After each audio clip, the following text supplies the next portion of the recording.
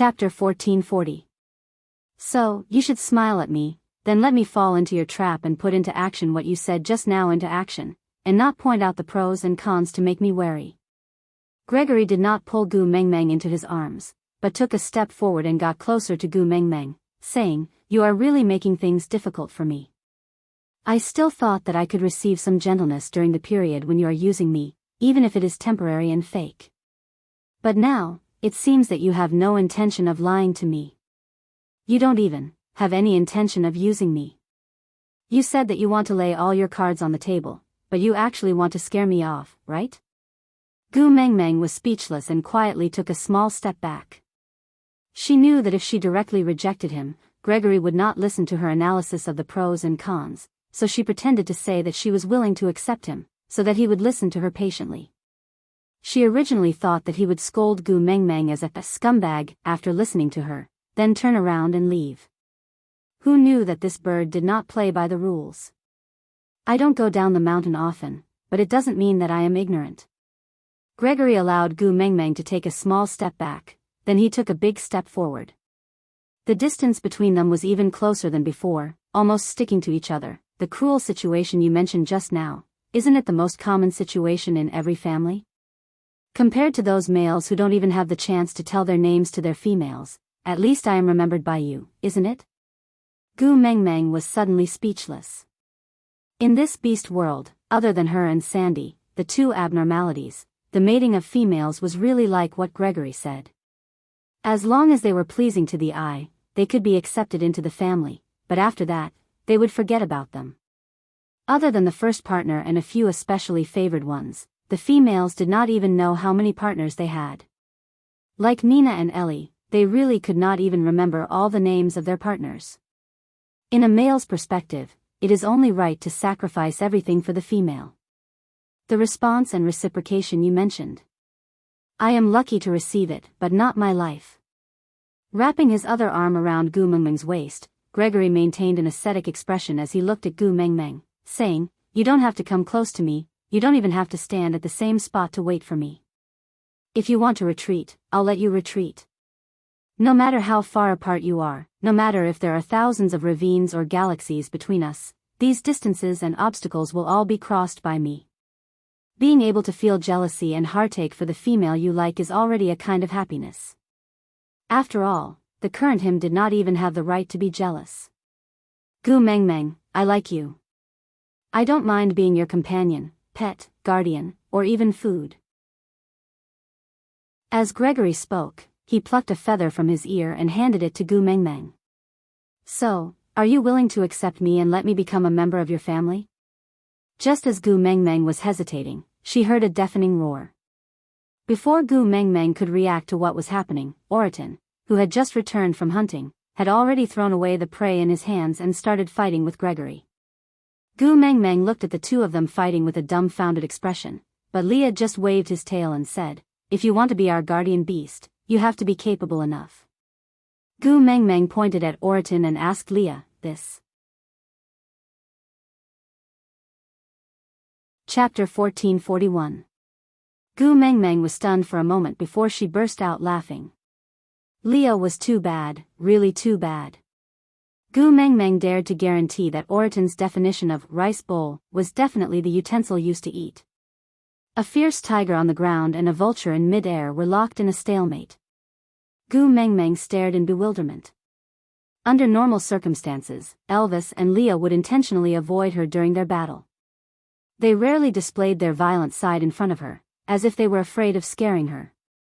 But Oriton and Gregory were different. Gregory desperately needed to prove his strength to Gu Mengmeng, while Oriton was purely desperate for food. Wabi sat at the side and watched for a long time. His eyes were shining and he was itching to join in. Although there was nothing much to see in a fight between third-level beasts, as long as there was a fight to fight, he wanted to join in. Leah tugged at Wabi's arm.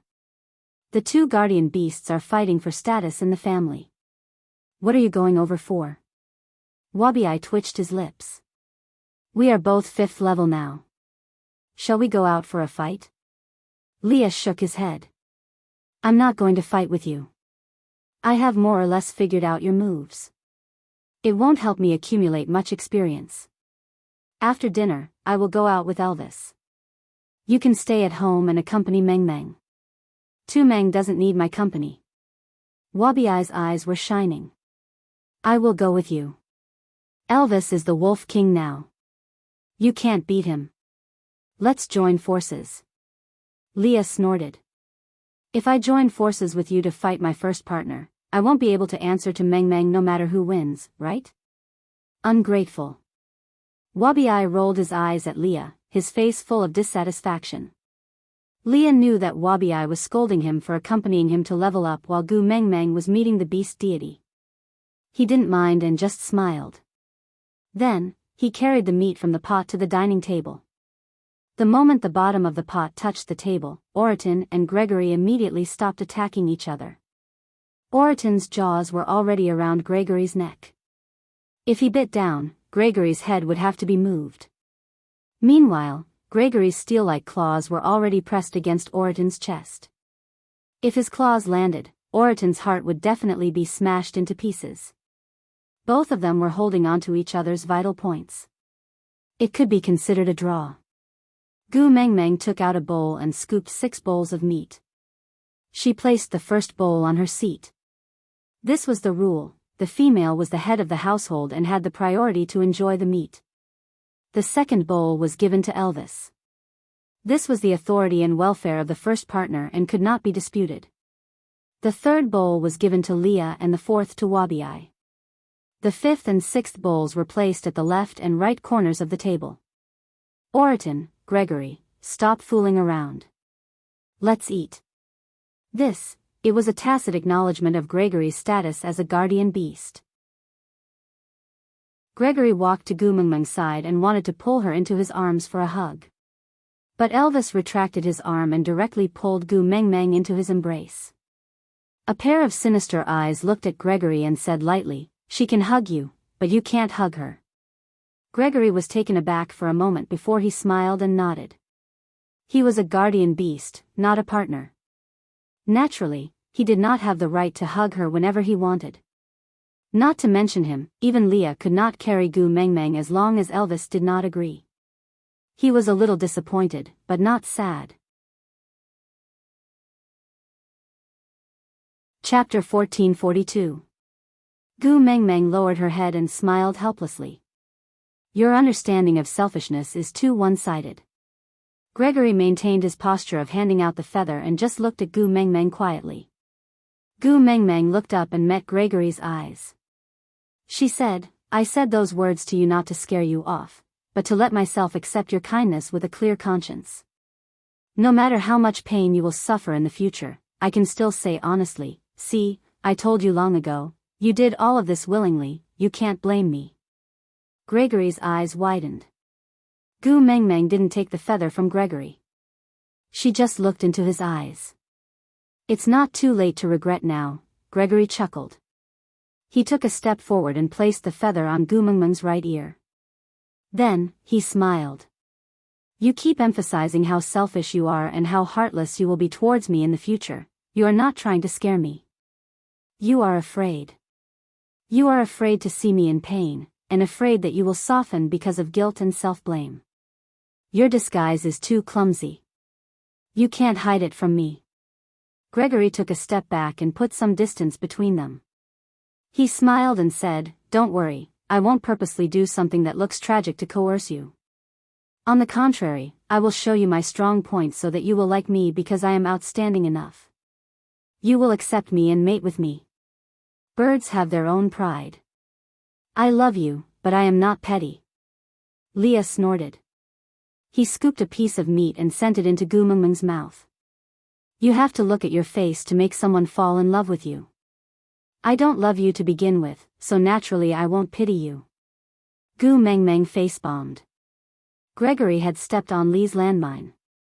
After all, Leah had used all sorts of methods to make her change her mind. In the end, he had almost jumped into a brazier and burned himself to death. Gu Meng Meng didn't say anything. She just quietly ate the meat in her bowl. Gregory didn't contradict Leah. After all, Leah was his mate while he was just a guardian beast. There was a difference in their statuses. After 2 mouthfuls, Gregory placed the bowl down. He looked at Gu Mengmeng. There is one more thing. I think I should confess in advance. Gu Mengmeng looked up at Gregory, waiting for him to continue. Gregory took a deep breath and said, "The Fox King has already looked for me many times. He hopes that I can arrange a bird to send him to the Moda Mountains. He also wants the love of the sky." Gu Mengmeng was confused. Gregory shook his head and said, "It doesn't seem like it. From what he said, it seems like he wants to stay on Moda Mountains for a while." Gu Mengmeng frowned. If it wasn't for the love of the sky, he wanted to stay in the Moda Mountains for a while? Cole was not the kind of person who had the time to travel. Gu Mengmeng rested her chin on her hand and thought for a moment. Then, she asked, "Did he ask you about the other treasures on the Moda Mountains?" Gregory shook his head and said, "He only said that he wanted to go up the Moda Mountains and did not mention anything else." "What are your conditions?" Gu Mengmeng understood Cole too well. If he wanted to rope Gregory in, he could not just rely on his mouth. He must have used threats and promises. Gregory looked at Gu Mengmeng and smiled. "You? Me?" Gu Mengmeng asked back. Gregory nodded and said, "He said that as long as he can successfully reach the Moda Mountains, he can let me have you." "How?" Gu Mengmeng asked. Chapter 1443. Gu Mengmeng thought about it and shook her head. "No need. Cole is very dangerous.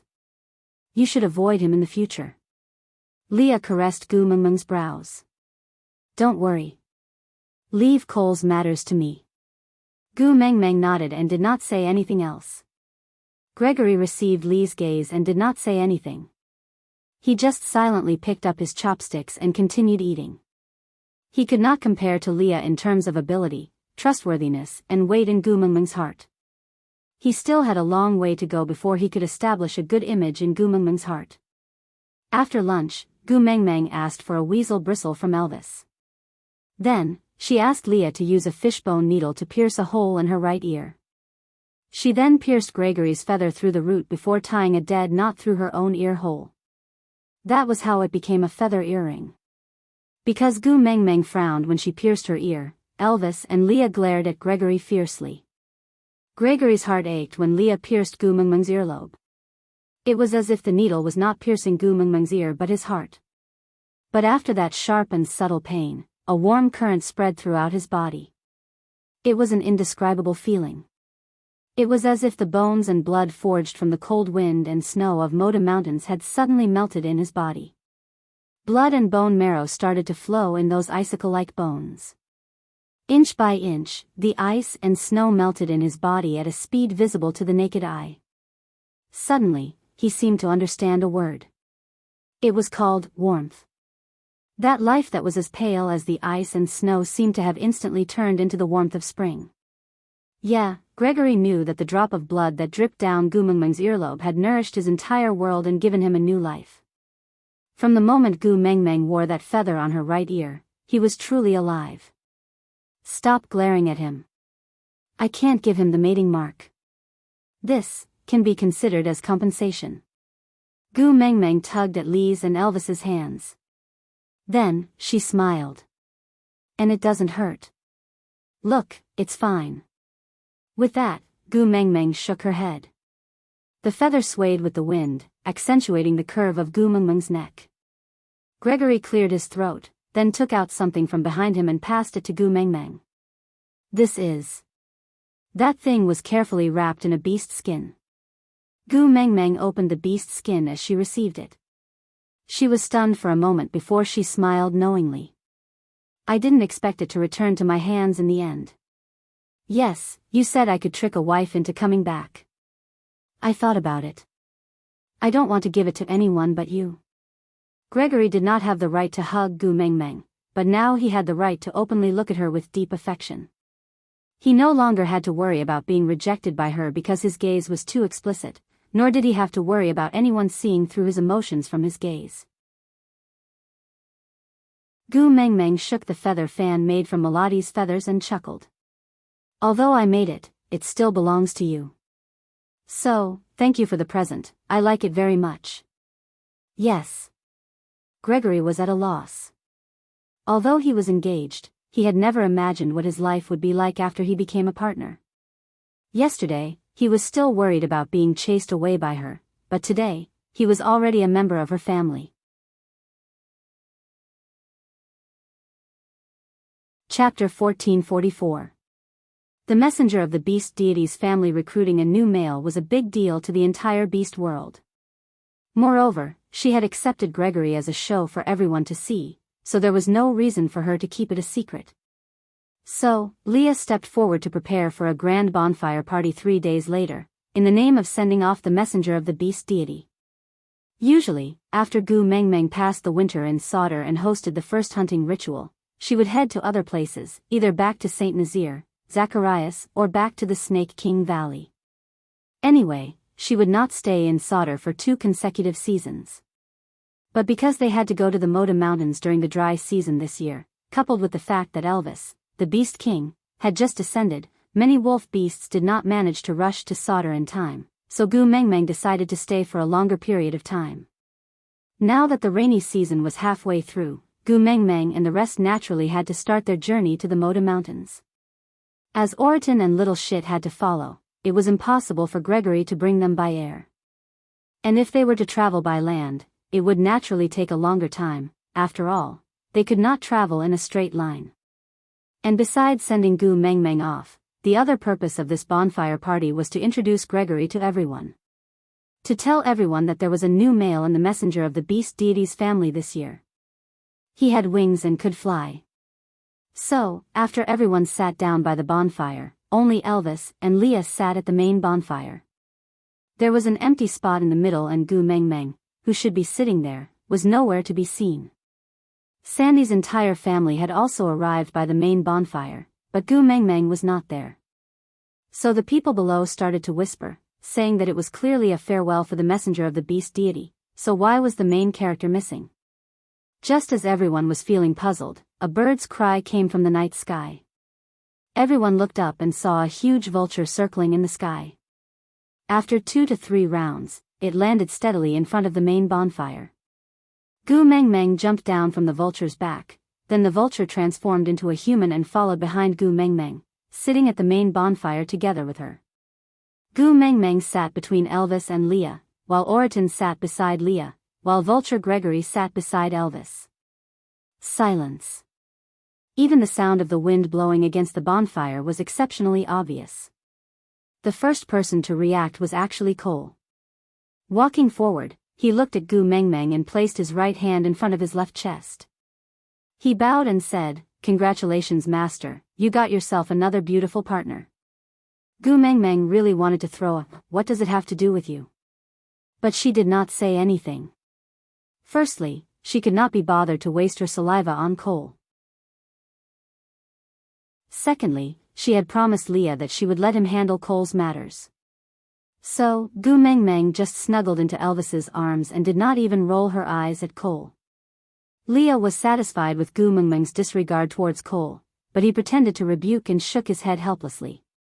Standing up, he cupped his fists at Cole and said, "Thank you, mighty Fox King. He's just a guardian beast, not a good partner." Cole narrowed his eyes and looked at Leah with a dangerous gaze. His breath was icy cold and his smile was filled with malice. "Ninth brother has leveled up.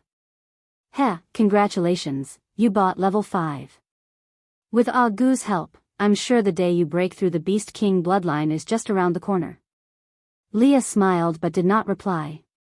He just looked at Gu Mengmeng lovingly. Aside from the topic. Chapter 1445. Turning his body sideways, Leah said, "In the past 1,000 years, there were very few beast kings. After all, there was only Snake alone. But now, just our family alone has 2 beast kings, so I don't feel that it's so precious anymore.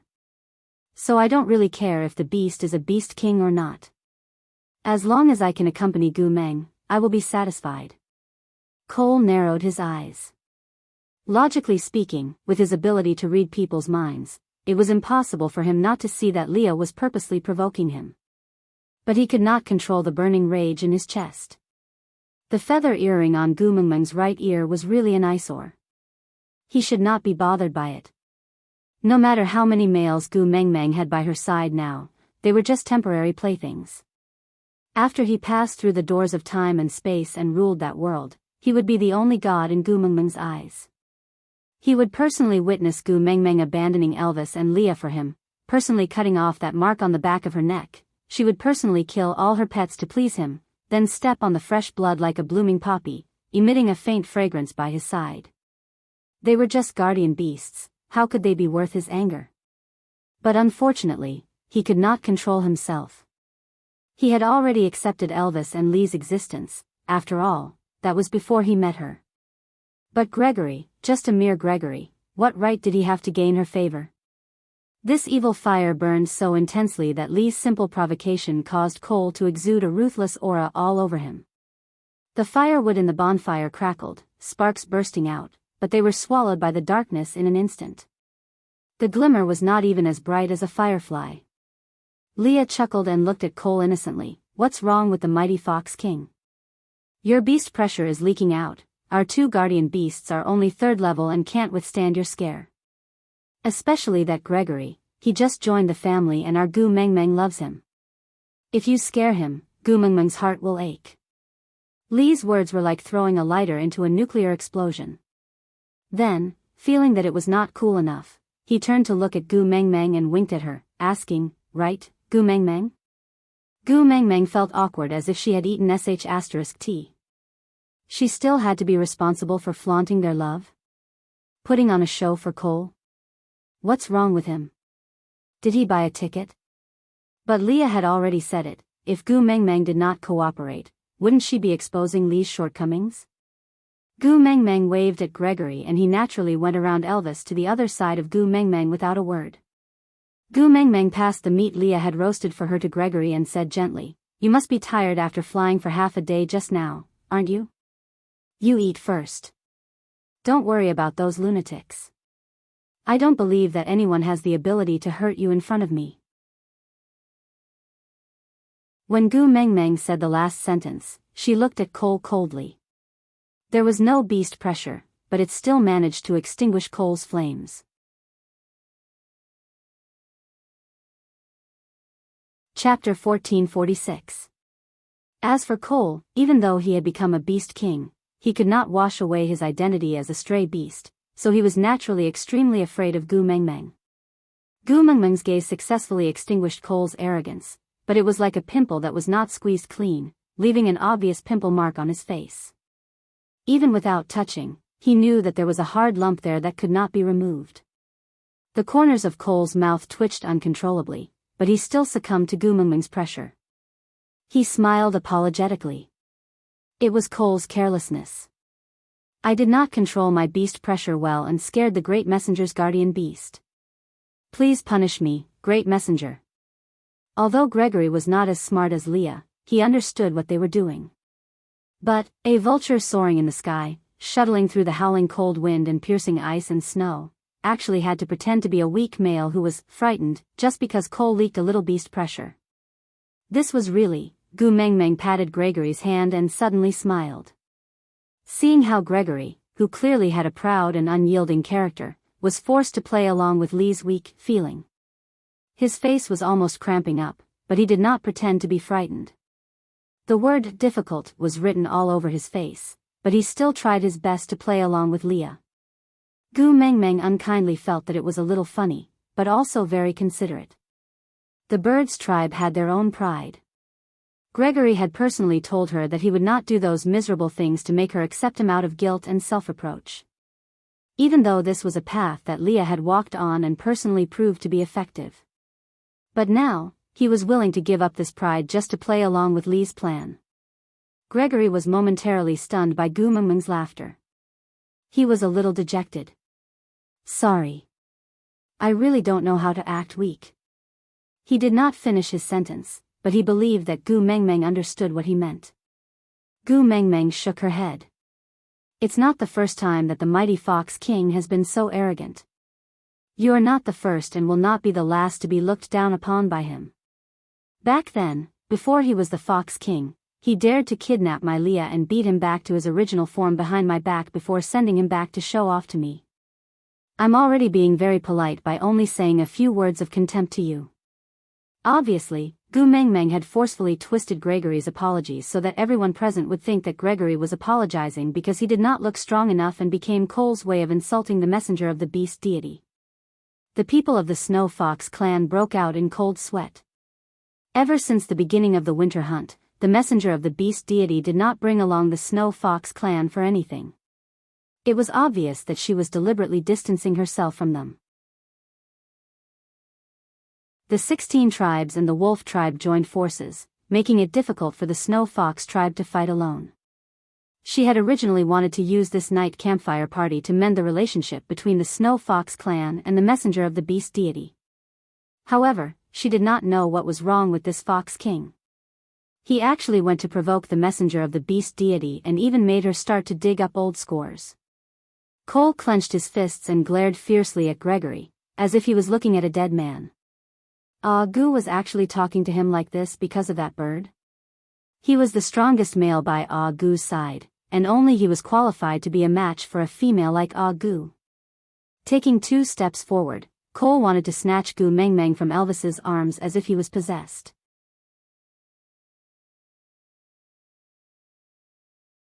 Chapter 1447. The storm in Cole's eyes did not escape Gu Mengmeng's eyes. If not for the fact that the soul of the forest had completely merged with him and the bewitching spell that Cole had placed on Qi Xian, she would have killed him without hesitation. But now, it was not the right time.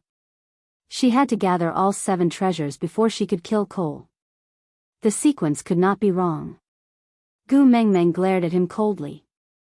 How dare you? Cole's body went limp and he immediately knelt on the ground. This overwhelming pressure made Cole unable to lift his head. But just like a trapped beast, the thicker the chains locking him up, the stronger his desire to break free. Cole could not resist Gu Mengmeng's strong pressure, but this made him want to pounce on her even more. He wanted to possess her and see her submit to him in all sorts of ways. Elder Eugene, escort your king back to rest. Don't spoil my mood here. Gu Mengmeng's gaze was cold as she spoke softly. She swept a glance across them, revealing a nonchalant indifference but also an unquestionable authority. Yes. Elder Eugene, who had been called out, crawled to Cole's side. Together with another elder, they supported him and half-dragged Cole away. After this small episode, the night campfire party continued. Gu Mengmeng's appearance at such events was usually to show her face and tell everyone that she was not dead and was still alive. Today, she had another goal, which was to introduce Grace. Now that both goals had been accomplished, Gu Mengmeng wanted to leave. After all, every night campfire party would eventually turn into a barbaric version of the "if you are the one" matchmaking session, then it would turn into a collective applause for love. The scene was a little painful to the eyes. Gu Mengmeng wanted to bid farewell to Sandy and leave first, but before she could lift her leg, she saw someone slowly walking towards Sandy. Gu Mengmeng felt a tightness around her waist. It was Leah holding on to her. Gu Mengmeng turned back to look at Leah. Leah used his chin to point in Sandy's direction. Gu Mengmeng followed Lee's gaze and saw a snow fox standing leisurely in front of Sandy's campfire. He was holding onto a bouquet of fresh flowers and smiling in an appropriate manner, giving off the vibe of an elegant young master. Sandy, this is for you. The one holding the flowers was none other than Arnold, who had been standing at the entrance of Sandy's territory for a few days. Sandy was stunned. She thought that Arnold had given up and was even relieved. Who knew why he was here again? Sandy peeked at Gu Mengmeng with a troubled expression. Gu Mengmeng shrugged her shoulders, not understanding what was going on. Leah whispered into Gu Mengmeng's ear, he promised not to stand at the borders of Sandy's territory anymore. But today is the night campfire party and anyone can confess to the female they like. We have no reason to stop him. Gu Mengmeng face-bombed and looked at Sandy helplessly. Arnold acted as if he did not see the exchange between Sandy and Gu Mengmeng. He just chuckled. I just saw a beautiful flower and thought of the beautiful you, so I plucked it for you. Don't feel pressured, I won't confess to you. Sandy was speechless.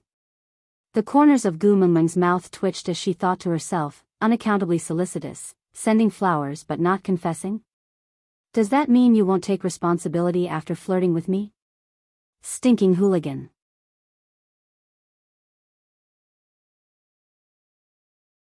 Chapter 1448. Arnold completely ignored Hodgson's provocation and just smiled at the flowers scattered all over the ground. Then, he said to Sandy, since these flowers can be placed on your path, I did not pluck them for nothing. I saw that you ate a lot of roasted meat for dinner, so you should feel a little greasy.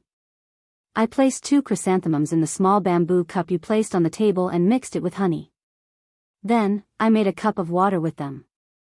You should feel better after you drink it. The Fox King does not seem to be in a good condition today. I need to accompany my father to the Fox King to listen to his instructions, so I will take my leave first. With that, without waiting for Sandy to reply, Arnold turned around gracefully and walked out. After taking a few steps, he stopped and tilted his head slightly to look up at the moon. Sandy, look. Sandy instinctively looked up and followed Arnold's gaze to the moon. She did not see anything different, so she looked at Arnold in confusion. She met Arnold's affectionate gaze and gentle smile. His lips curved into a golden line, drawing out the proportions of his face beautifully. His voice was seductive as he said, just now, we saw the same moonlight. There was nothing after that. Leaving behind a satisfied smile, he left. Gu Mengmeng had good eyesight and could clearly see Sandy's blushing face from such a distance. That chubby little hand instinctively covered her heart as she stared at Arnold's departing figure, unable to look away. Gu Mengmeng frowned. The males in the beast world were good at everything except for the fact that they were almost non-existent in romance. So, although Sandy had more than 10 partners who would stand in front of her to protect her in times of danger, none of them would tease her like this. But how could there be so many life and death situations for them to perform? This kind of harmless yet romantic trick was too tempting for Sandy. After a long while, when Arnold's figure had long disappeared, Sandy slowly looked away. She did not look at her partners but turned to face Gu Mengmeng. Her watery eyes were filled with helplessness and her lips trembled, but she could not say a word. Gu Mengmeng took a deep breath and walked over to hug Sandy. What's the matter? If you have something to say, then say it. What's the taboo between us? Sandy did not feel too good and her voice was filled with a faint sense of forbearance as she said, Gu Mengmeng, I seem to have fallen for Arnold, but I cannot mate with him, he is from the Snow Fox tribe. Gu Mengmeng's heart skipped a beat. She cupped Sandy's little face and looked at her. Are you dumb? The females in the beast world chose partners based on their mood. What did it have to do with the other party's race? Have you forgotten? Who was the one who told me that Lil Miss was in a good mood and wanted to mate, so you just lay down and wait? What? When you were teaching me, you were full of it, but when it came to yourself, you became a coward? Sandy was not as eloquent as Gu Mengmeng. Her heart was in a mess and she could not think of a solution. But after hearing Gu Mengmeng's nonchalant explanation, she suddenly felt that her worries were not as serious as she had thought. She smiled and said, let's talk about it later. Maybe I won't like him after 2 days.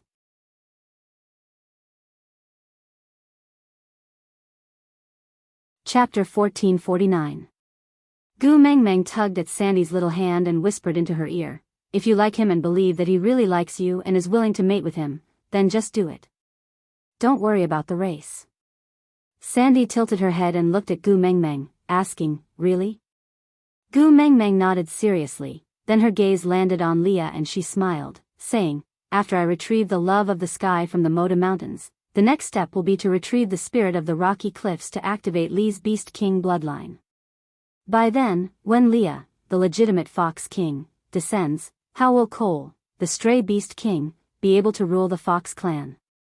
Moreover, Gu Mengmeng smiled and said, I can't allow him to live for so long. Sandy twirled her fingers and hesitated for a long time, before saying, "Then I will wait."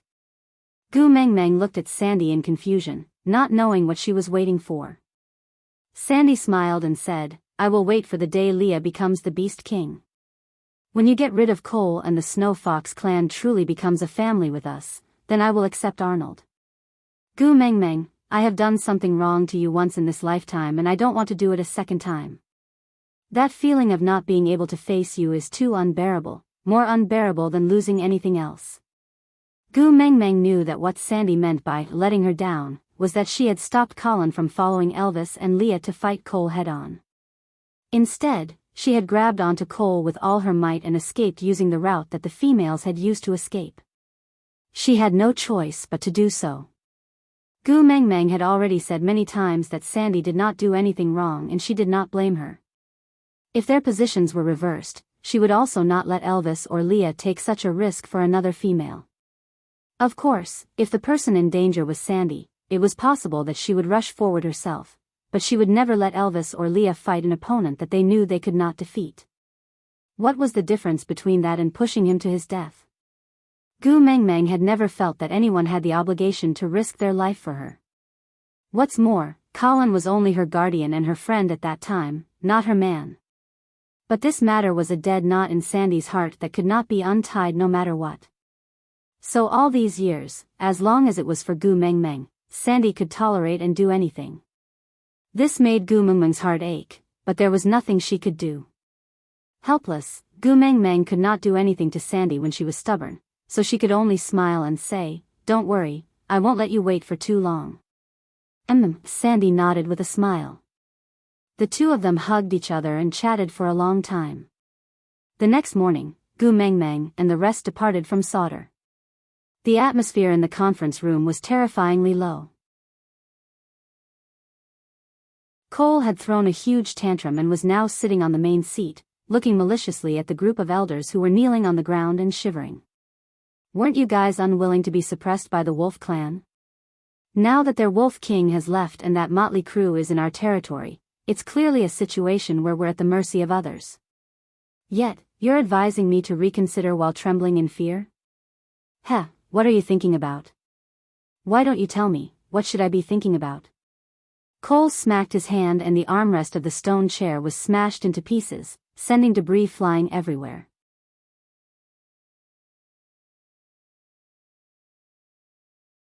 Chapter 1450. Ah Gu. Cole suddenly smiled. His mood became extremely good. He closed his eyes, as if he could see Gu Mengmeng's pained expression. That pair of eyes must be as red and seductive as a blooming red spider lily. That hatred must be the most beautiful expression on her face. Curling his lips, Cole said leisurely, "He will see the reality clearly and submit to me with unwillingness and hatred. He will be tamed by me and become my most perfect trophy. Slaughtering the Wolf clan, you still have to ask if I agree to it." The meeting room door was pushed open and Qi Xian swaggered in. He nonchalantly picked up a small stone from the ground and tossed it up before catching it firmly. The smile on his face was 30% provocative and 70% confident. He looked at Cole and said, "I told you long ago that your opponent is me. My mother just left and you can't sit still anymore. TSK, you can't keep your cool. I am starting to wonder if I have overestimated you." Seeing Qi Xian, Cole's expression froze. He narrowed his eyes and did not say a word. Qi Xian leaned against the wall and with the unruly demeanor of a hedonistic youth, he tossed the small stone and said, "I am not a soft-hearted person like my mother. I don't believe that humans are good by nature and people will not offend me. I only believe in striking first and gaining the upper hand. I would rather betray everyone in the world." Cole was not angry. Instead, he had a gratified smile on his face.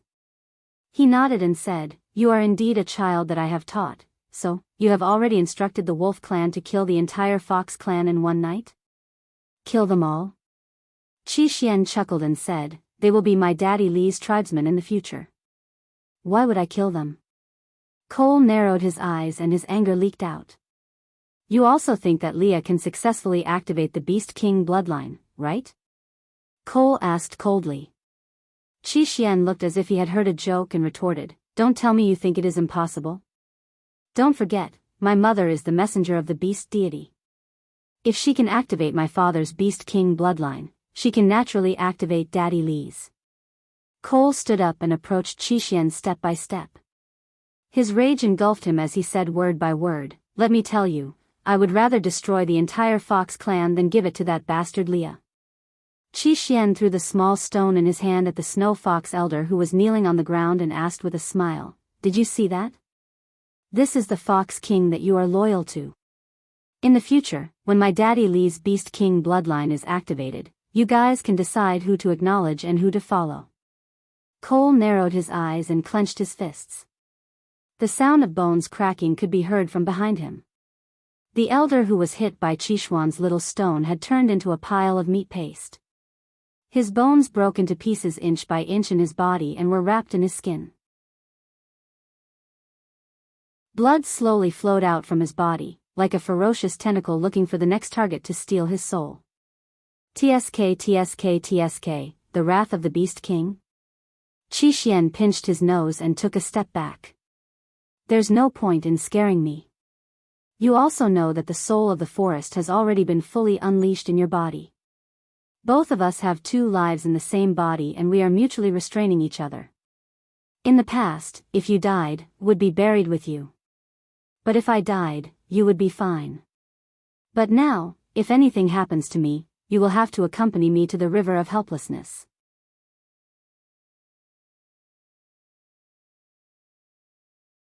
Chapter 1451. Qi Xian shook his head, still smiling.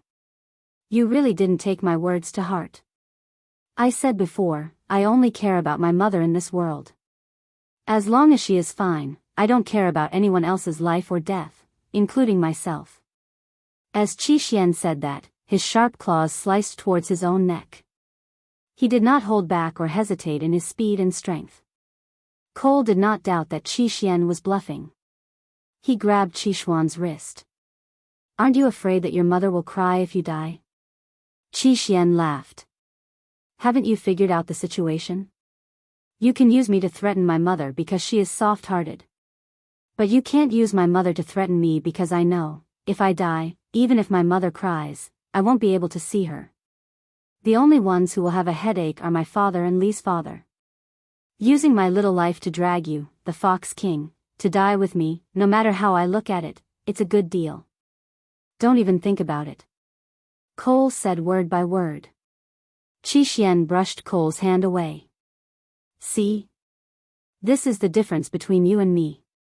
I am not afraid of death, so I am not afraid of you dying. But you seem to have many great ambitions that you have yet to complete. So you are afraid of death, and also afraid that I will die. Not only can you not kill me now, you have to watch over me, protect me, and prevent me from suddenly dying. But unfortunately, I am not an obedient child. In my mother's words, this is called the rebellious phase. The more you don't want me to die, the more I feel that there is no meaning in living." Cole narrowed his eyes and took a step forward.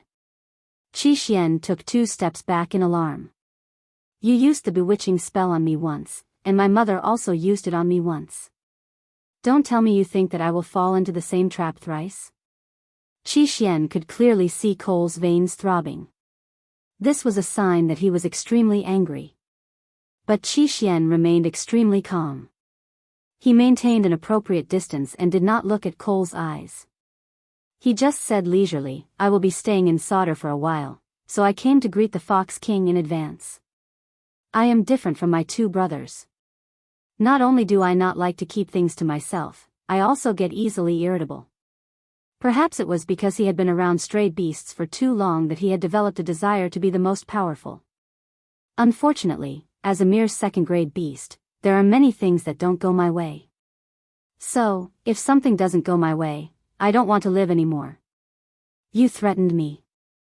It was not a question, but a statement. Cole was clearly infuriated by Qi Xian. He had never expected that one day, he would be manipulated by someone else, and by a second-level orc at that. Qi Xian didn't deny it. He just shrugged and said, if that's how you interpret it, I have no objections. But my mom said that one must be polite and know how to be polite before using force. I'm just here to inform you that I'll be staying in Sauder until my mum returns. From time to time, I will attack you or do something that will cause trouble for you, but you have to control your subordinates. Don't ever do anything that will make me unhappy. After all, my life is very precious, and I am very irritable. With that, Qi Xian grinned and turned to leave, ignoring Cole's twisted expression behind him. He was here to warn Cole that if he dared to cause any trouble when Gu Mengmeng was not around, he would drag Cole down with him at the cost of his own life. Cole had used him to threaten Gu Mengmeng for so many years. Now, the tables have turned.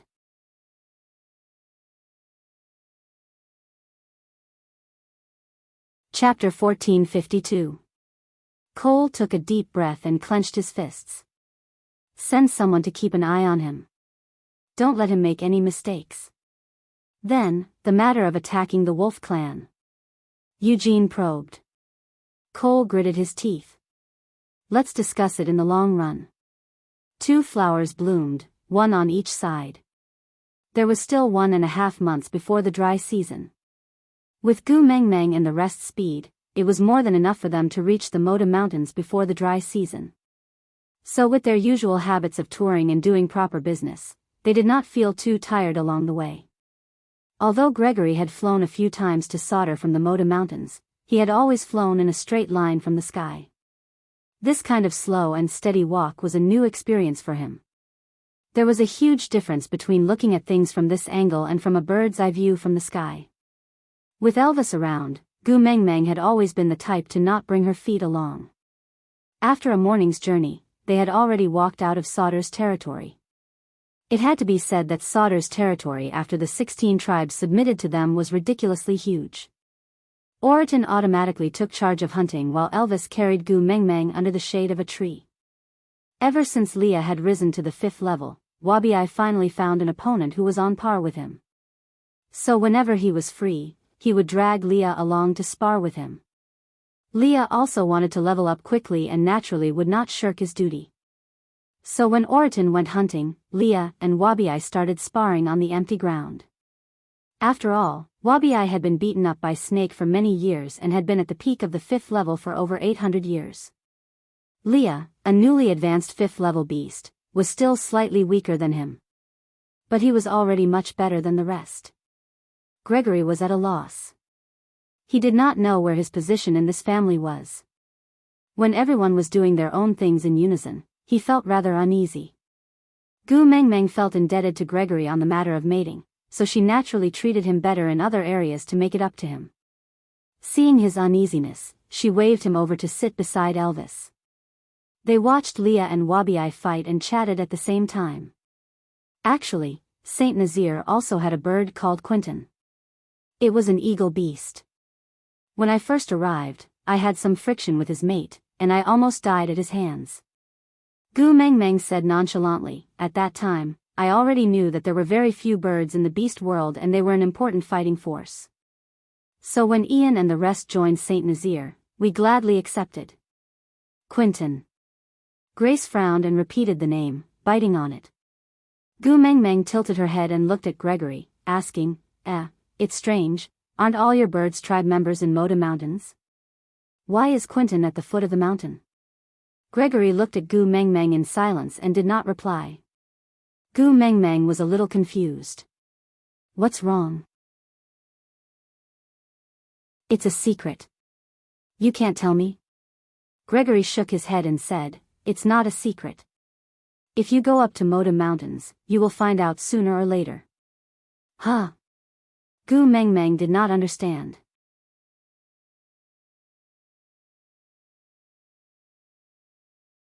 Chapter 1453. Gu Mengmeng laughed dryly and said, so. Gregory said, so he made use of his position to descend the mountain without permission and met a female who had wings but could not fly. For that female, he abandoned the Moda Mountains and joined the Walking Beasts tribe. What the heck? Gu Mengmeng face-bombed and said, which means, if he did not get together with Nina that year, then the one who came to Sauter to look for me is very likely to be him, right? No. Gregory said, as long as there is a male born in the vulture tribe that can receive the signal, his position as the leader will immediately be taken away. So, the one destined to meet you is still me. This is fate. Gu Mengmeng smiled and thought to herself that it was not a good thing that you were destined to meet me. But Gu Mengmeng did not say this out loud. She just had an idea and suddenly grasped another important point. Gu Mengmeng jumped up from Elvis's arms and looked at Gregory with her eyes wide open. She said, "You were not born when Quentin became the leader, so how old are you?" 10 years old. Gregory answered calmly, but Gu Mengmeng felt like she was struck by lightning. Looking up, Gu Mengmeng shouted angrily, "Father! Must you teach me to be a pervert?" Gu Mengmeng's shout frightened not only the beasts, but even Wabiai and Leah, who were fighting, stopped and walked to Gu Mengmeng's side.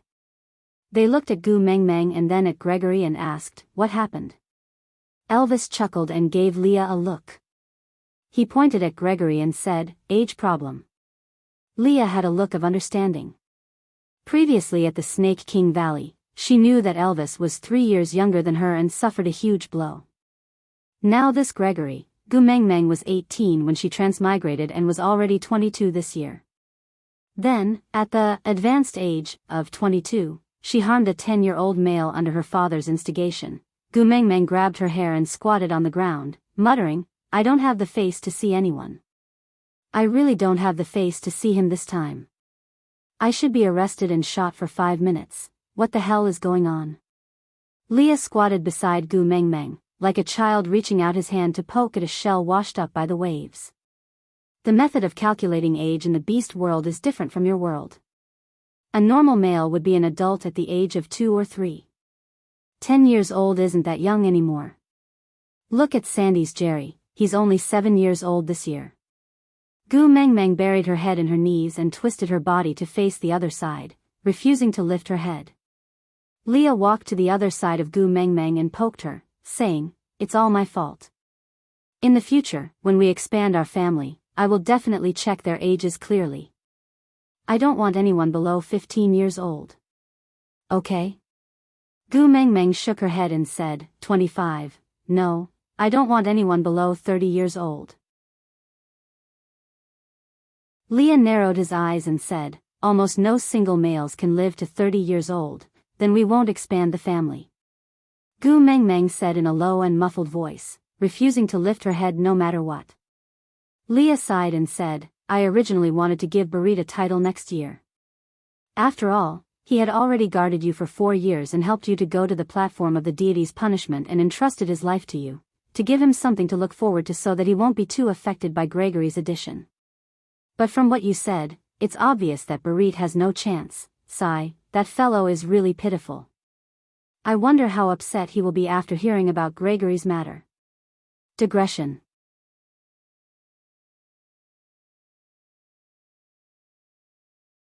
Chapter 1454. Ever since she found out about Gregory's age, Gu Mengmeng started to feel awkward and could not look him in the eye. Wabiai mocked Gu Mengmeng along the way, not because she was an old cow eating young grass, but because she only realized she was eating young grass after swallowing it. Gregory also expressed his helplessness. Being young was also his fault. In the past, he was the youngest in the whole family and was very worried. Every time Wabiai mentioned his age, Gu Mengmeng would fly into a rage. This caused Elvis to feel very inferior and felt that he had embarrassed Gu Mengmeng. But now there was Gregory, who was even younger than him. He suddenly felt very disappointed. How should he put it? Gu Mengmeng's face was only so big.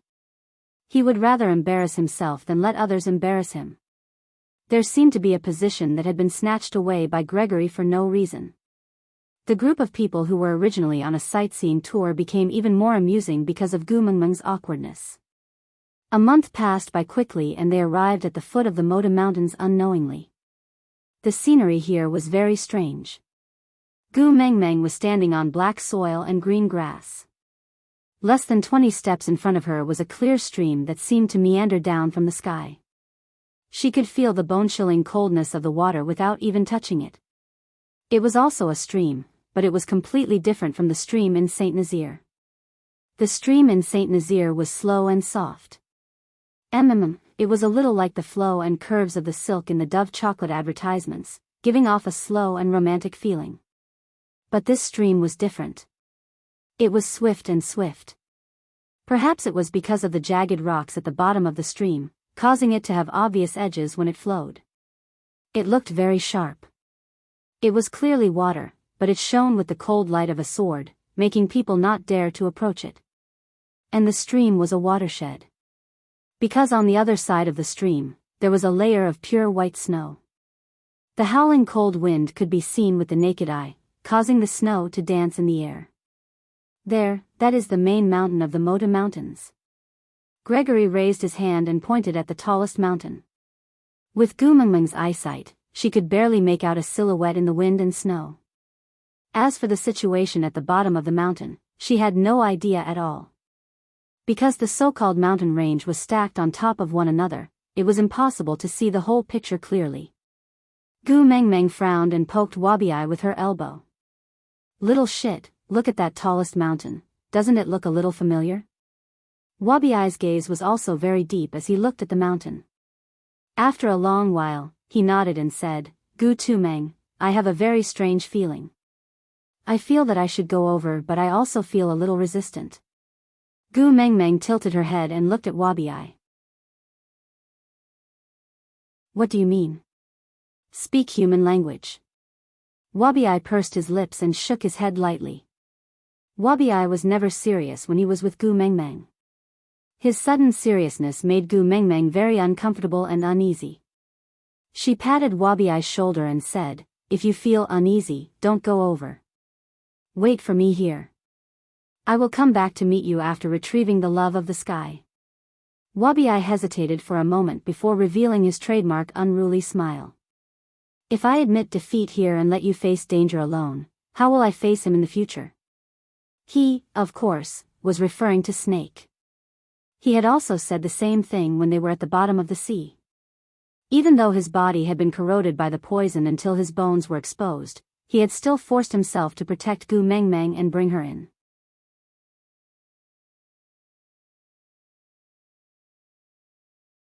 Chapter 1455. Gregory looked at everyone and said, "It is impossible for a beast to reach the height of the Moda Mountains. Even for me, it is not easy to reach the peak. Bringing her alone is already my limit.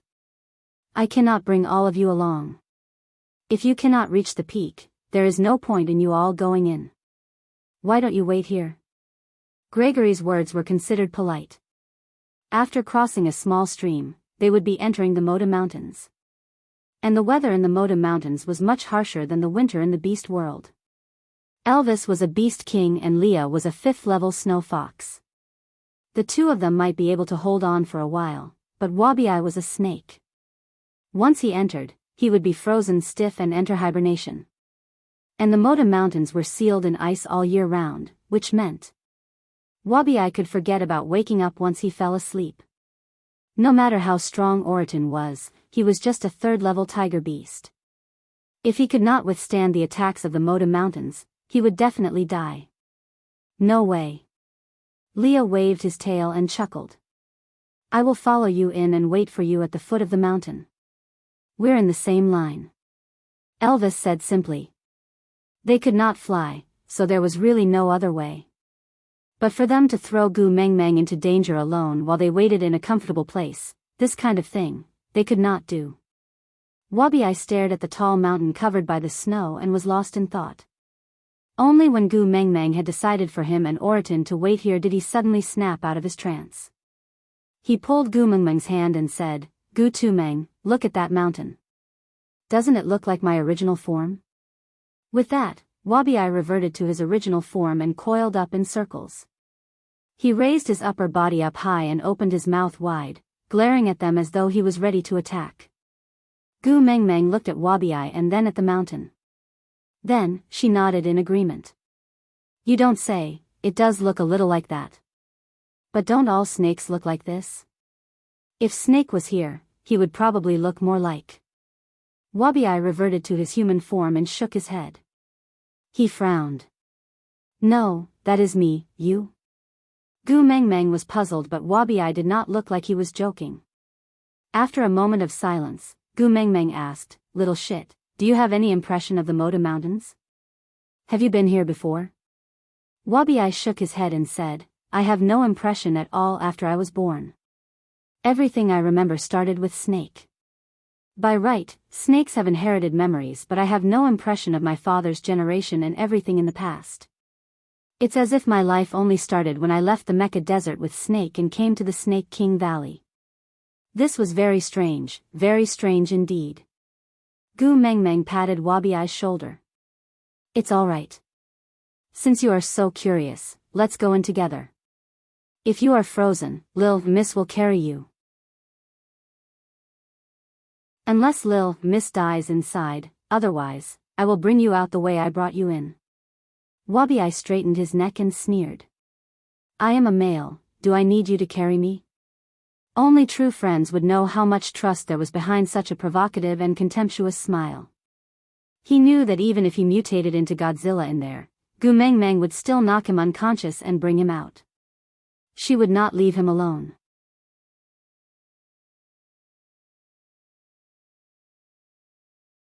Chapter 1456.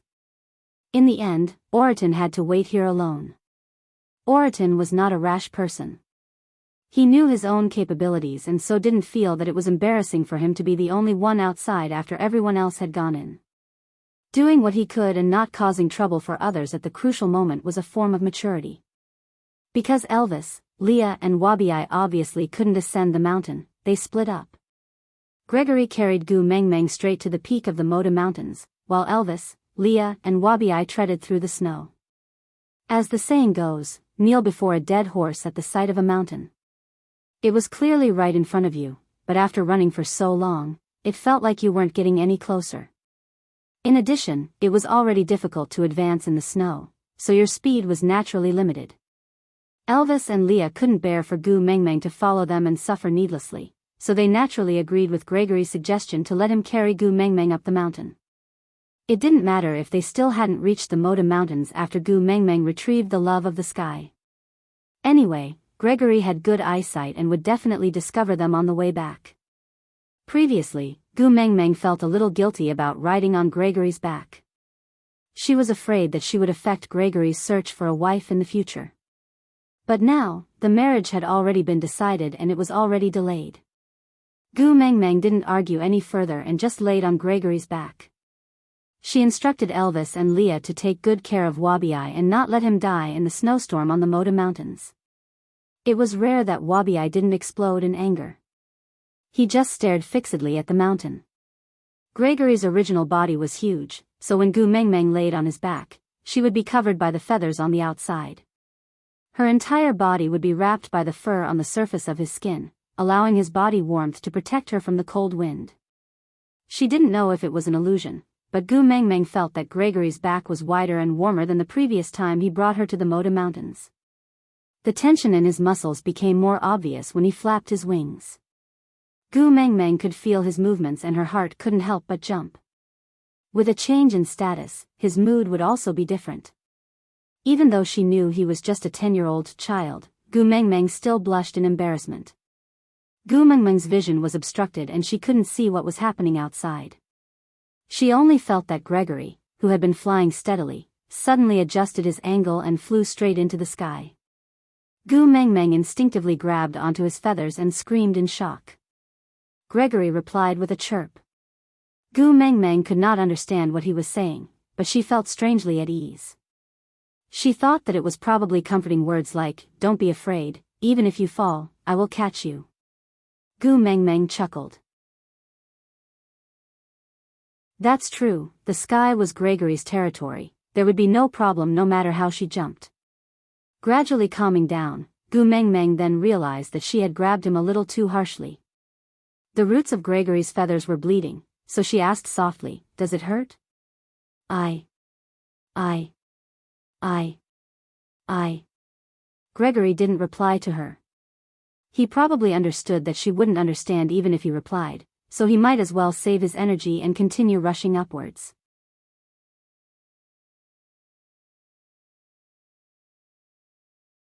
Chapter 1457.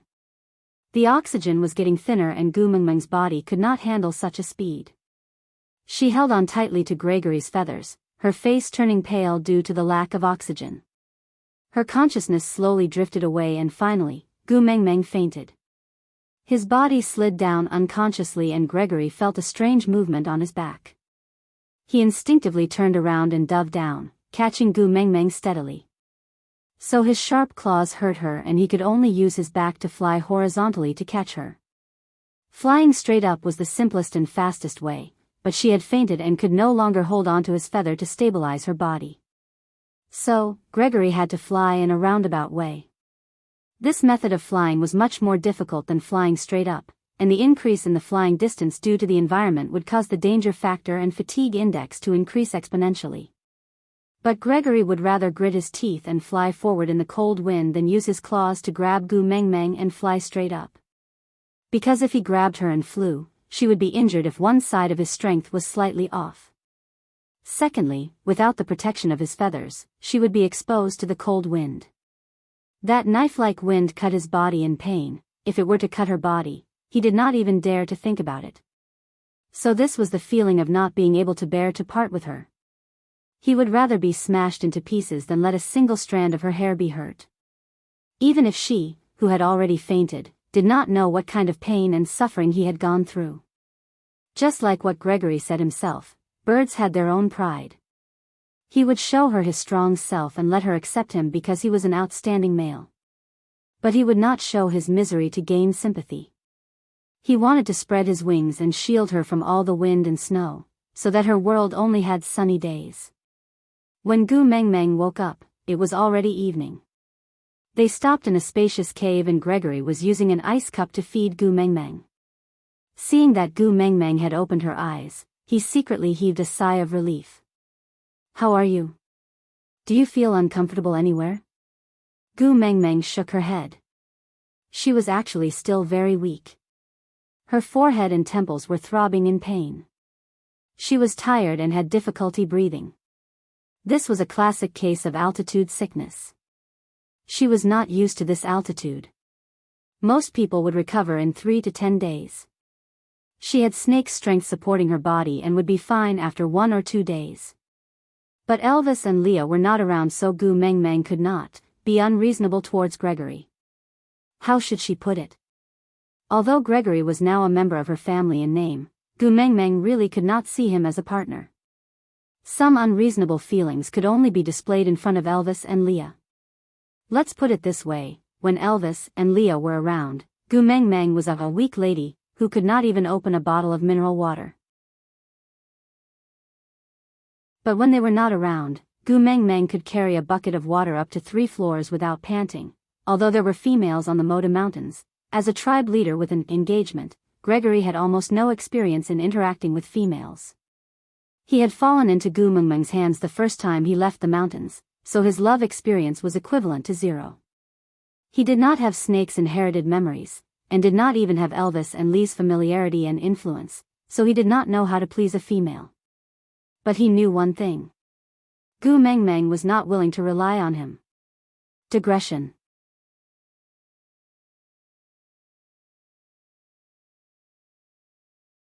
Chapter 1458. Just say it if you're uncomfortable, there's no need to force yourself. Gregory frowned. He was just a 3rd-level orc, but his tone was so mature that Gu Mengmeng wanted to shout, "Master is right." "You're right." Gu Mengmeng smiled and said, "I'm just not used to this height, so I don't have much strength. I'm really fine, just bear with it and it will be over." Gregory didn't say anything else and just looked at Gu Mengmeng quietly. He remembered that when she drank a mouthful of water in solder, she would stick out her tongue pitifully and whine to Leah in pain. This made Leah hug her and blow at her to coax and comfort her. He had to comfort her properly. When she was weaving a praying mat with tree vines, she was accidentally pricked by the thorny vines and a drop of blood flowed out. It was no exaggeration, just 1 drop. She even said that she was afraid that the thorns would enter her body through her blood vessels and forcefully squeeze it out. In the end, Elvis frowned and was about to scold her when she preemptively pretended to cry. She shrugged her shoulders and stretched out her fingers to scream in pain even though she did not have a single tear. His heart ached so much that he could only hug her and coax her first. All the words he wanted to scold her were stuck in his throat, and in the end, every tree vine that Gu Mengmeng wanted to use had to be rubbed 8 times with his bare hands to ensure that there were no thorns left before entering Gu Mengmeng's hands. Such a Gu Mengmeng was telling him, bear with it and it will be over. Putting Gu Mengmeng down, Gregory spread his wings and flew into the snowstorm. Gu Mengmeng didn't know what was wrong with Gregory. She had already tried her best not to create trouble for him, but why did he still look unhappy? Sigh, the so-called family still needed time to get used to each other. Gu Mengmeng really did not have much energy, and after Gregory left, she did not force herself to stay awake anymore. She just lay by the fire and fell asleep again. Actually, Gregory was still quite meticulous. A fire was lit in the cave and a stone pot was added on top of the fire. Needless to say, this was what Leah had taught him. As Gu Mengmeng had a nosebleed easily, water had to be boiled on top of the fire to use the steam to moisturize the air and maintain the humidity. A thick beast skin was laid beside the fire and the distance was just right so that it would not be dangerous if it was too close and not too far away for Gu Mengmeng to freeze. There were rows of ice cups at the entrance of the cave. Gu Mengmeng just had to pour the hot water from the pot into the ice cups and she would be able to drink the warm water immediately. Moreover, the ice cups were made from the extremely clean ice from the Moda Mountains. It had a sharp sweetness to it, and if one was not afraid of the cold, it would taste like rock candy when chewing on it. But Gu Mengmeng did not want to eat cold food now, she just wanted to sleep. Elvis and Leah were not around, but Gregory, who was taking care of Gu Mengmeng personally for the first time, did not let her suffer at all. She was in a daze and did not know how long she had slept. Feeling someone patting her lightly, she opened her eyes in a daze. Gregory scooped a Xue Ling fruit from a slightly bigger ice cup and passed it to Gu Mengmeng. The fruits you like to eat can only be found during winter outside, but there are plenty of them on Moda Mountains. And tutu.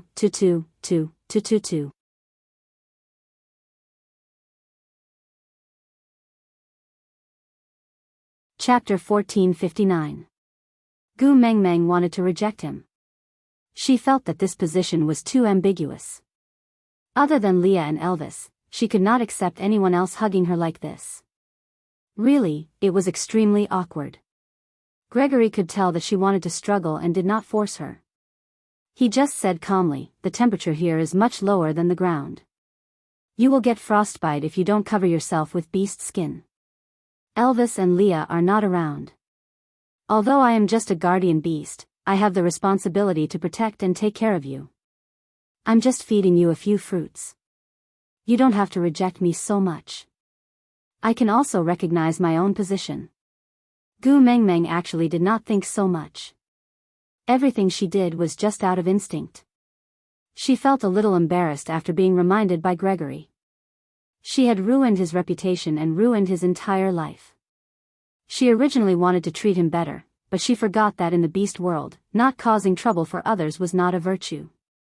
Only by continuously acting, being unreasonable and unreasonable, ordering men around like servants and becoming even more unreasonable, would the males feel safe and blissful.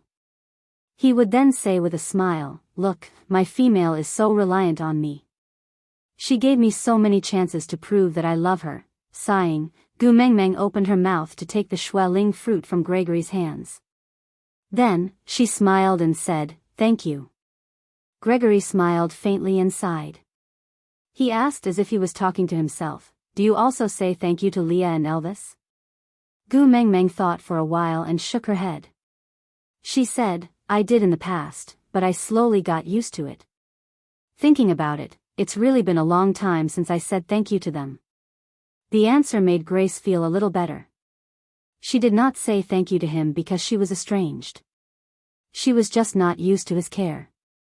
If he had a long time and many chances to take care of her, maybe she would accept it as a matter of course, just like how she treated Leah and Elvis. Eat another one. With that, Gregory plucked another Xue Ling fruit and passed it to Gu Mengmeng. He watched her swallow it. He then asked, "Do you feel better after eating this?" Gu Mengmeng nodded. She leaned against Gregory's chest lazily. She said, I just don't have any energy. But this Shui Ling fruit is really refreshing. I don't feel so disgusted after eating it. It's quite comfortable. Gregory smiled at Gu Mengmeng's words and said, if you like, I can pick fresh ones for you every day. But you can't eat too much at one time. Otherwise, it will be too cold and your stomach will feel uncomfortable. Gu Mengmeng wanted to tell him not to trouble himself, but after some thought, she decided not to. If braving the wind and snow to pick fruits for her to eat could make him feel happy, then so be it. After all, Gu Mengmeng really could not do the kind of pretentious things she did to Elvis and Leah in front of the 10-year-old Gregory. She avoided Sandy, but she did not avoid Gregory. In the end, she still became a strange auntie. Sigh, what a tragic fate. I just went out to take a look. The wind around Love of the Sky has weakened a lot. It's estimated that the wind will stop and the snow will melt in 7 days. But you only have half a day's time. Leave Moda mountain range immediately after taking it, understand? Gu Mengmeng turned back to look at Gregory in confusion. Why do we have to leave immediately?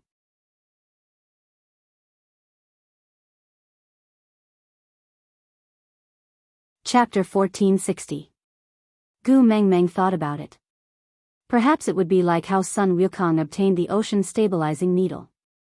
After Gu Mengmeng obtained the Love of the Sky, the Moda Mountains would also shake.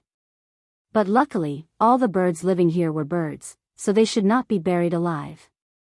Her father also said that after she obtained the Love of the Sky, she would become the owner of the birds and all the birds would follow by her side. With that thought, Gu Mengmeng discussed with Gregory. My father, who is the mighty beast deity, he told me that after I obtain the Love of the Sky, the birds will recognize me as their owner and follow by my side. So I was thinking, how about we bring the birds from the Moda Mountains to settle down in Saint Nazaire? Although Sauter's territory is bigger, but to be honest, there are already the Wolf Clan, the Fox Clan and the 16 tribes there. The situation is extremely chaotic. If you birds, who have been living in seclusion for so many years, join in, you might just become cannon fodder. It's better for you to follow me back to Saint Nazaire. I always feel that the people from Saint Nazaire are the easiest to get along with. This keyword was enough to convince Gregory to do anything. Nodding with a smile, Gregory said, you are the head of the household, I will naturally listen to you. Gu Mengmeng did not say anything that would hurt their relationship. 7 days, 7 days. Gu Mengmeng leaned into Gregory's arms and gradually fell asleep. When she opened her eyes again, it was already the next morning. Gregory was roasting a wild rabbit. He had flown out of the Moda Mountains to look for Oriton last night. At the same time, he had also brought back other prey, but he had thrown them to Elvis and the rest along the way. He only brought back 2 rabbits for Gu Mengmeng to eat. After Gu Mengmeng washed up with water from an ice cup, she hopped over to sit beside Gregory. Resting her chin on her hands, she looked at Gregory who was roasting the rabbit and smiled. You learn really fast. You are as talented as Leah in cooking. But Elvis can't do it, he and Snake are both kitchen killers, any fresh ingredients can be made into dark cuisine. Snake once roasted meat for me and I almost died from it. Hearing Gu Mengmeng's incessant chatter, Gregory suddenly smiled. Gu Mengmeng rarely saw Gregory smile. Most of the time, he had a stern face like a teacher. Even if he smiled, it was just a slight twitch of his lips. Therefore, this smile was rare. What are you laughing at? Gu Mengmeng also laughed, her eyes filled with curiosity. Gregory looked back at Gu Mengmeng. I'm laughing at how noisy you are. Gu Mengmeng wrinkled her nose and said, are you praising me? Why doesn't it sound like it? If you think I'm too noisy, then I'll speak less. Gregory shook his head and said, no, you quarrel very well. Huh? Gu Mengmeng did not understand what Gregory was thinking. Gregory tore off a leg from the roasted rabbit and handed it to Gu Mengmeng for her to eat first.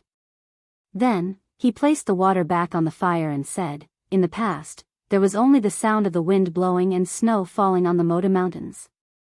I'm used to this kind of silence and never felt that it was inappropriate. I even thought that I liked this kind of silence. But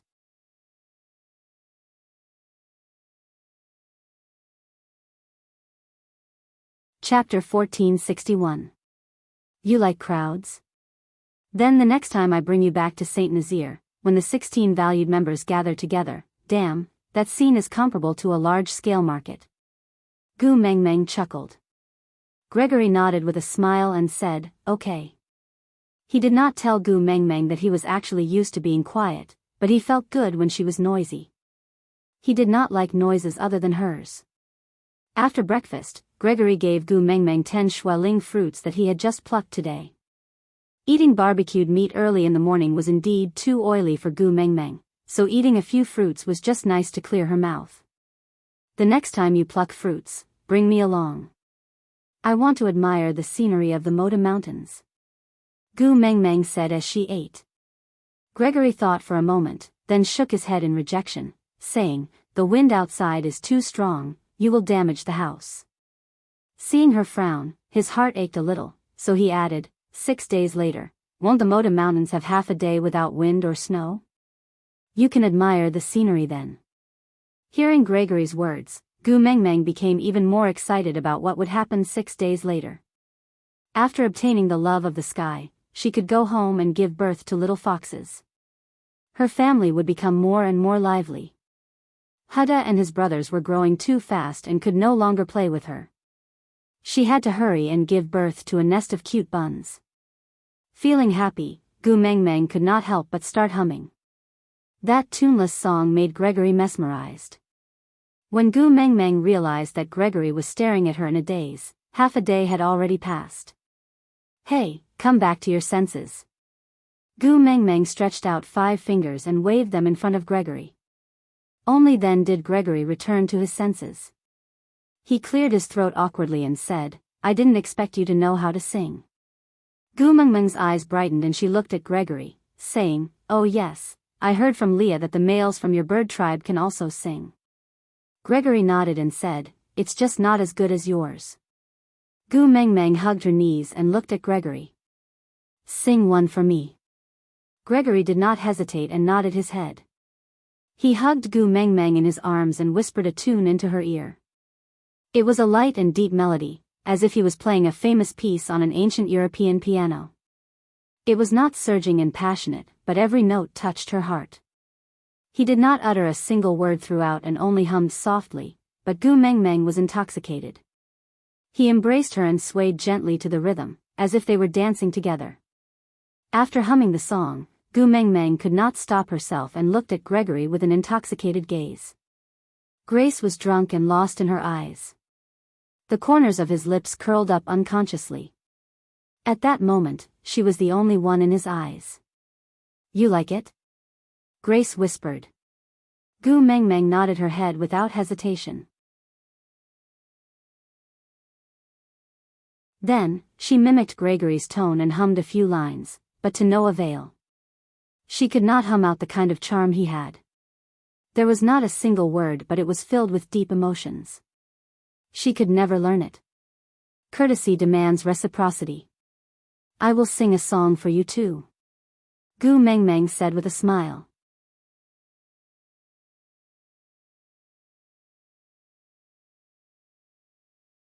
Chapter 1462.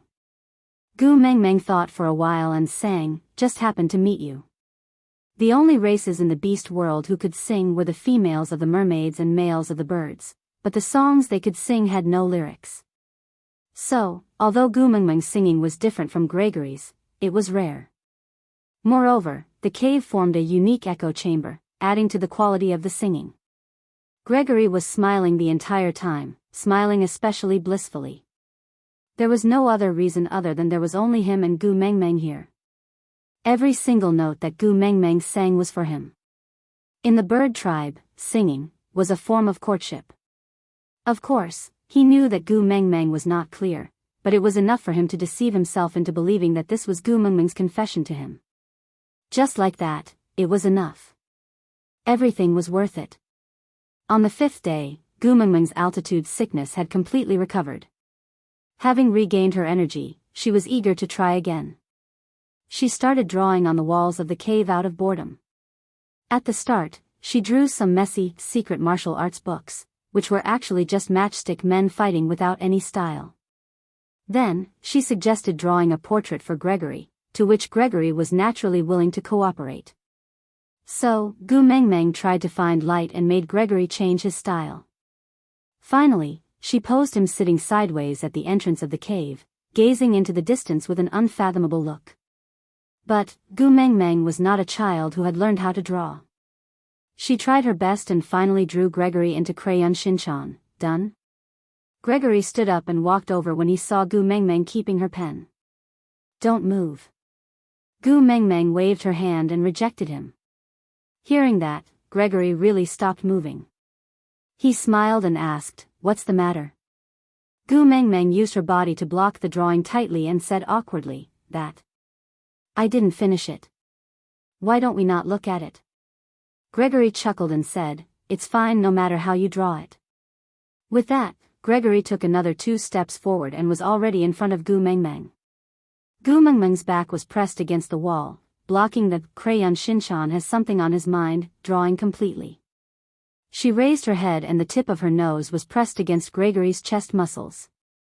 Gregory supported himself against the wall with one hand and placed the other on Gu Mengmeng's shoulder. He looked down from the back of her neck, trying to find out what was going on. He didn't mean to do it. But in modern times, this position was called wall drumming. Gu Mengmeng blushed. She felt that her heart might not be able to take it if this went on, so she admitted defeat and said, "Then, step back, I'll talk to you." Gregory took a step back and smiled at Gu Mengmeng. Gu Mengmeng swallowed her saliva and said, "Look, you can look. But you have to promise me that you can't get angry when you see it. We're still friends." Gregory sighed helplessly and said, "I'm your guardian beast, not your friend. I just can't get angry." Gu Mengmeng's main point was not her identity, all right? Gregory pondered for a while and said, "What if I get angry? Do you know how to coax me?" "I will. After all, I'm in the wrong." Before she could finish her sentence, Gregory laughed and said, "Then I'll get angry." "Huh? Getting angry before even looking at it?" Gu Mengmeng looked at Gregory with her eyes wide open. Gregory tapped Gu Mengmeng's wrinkled nose and said, "I want to be coaxed by you once, just once will do. Don't worry, as long as you coax me, I won't be angry anymore and I'll listen to everything you say. How about that?" Aside from the topic, who was so nice? He gave Susu 5 tickets at the beginning of the month. Thank you, big baby.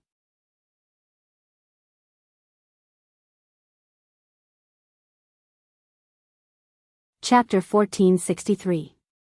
Really? Gu Mengmeng was doubtful. Gregory smiled and nodded, promising, "I promise you with the pride of the bird's tribe, if I go back on my words, let me break my wings and be blind, never to fly again." Gu Mengmeng covered Gregory's mouth, laughing awkwardly, "Don't swear so recklessly, it's not worth it.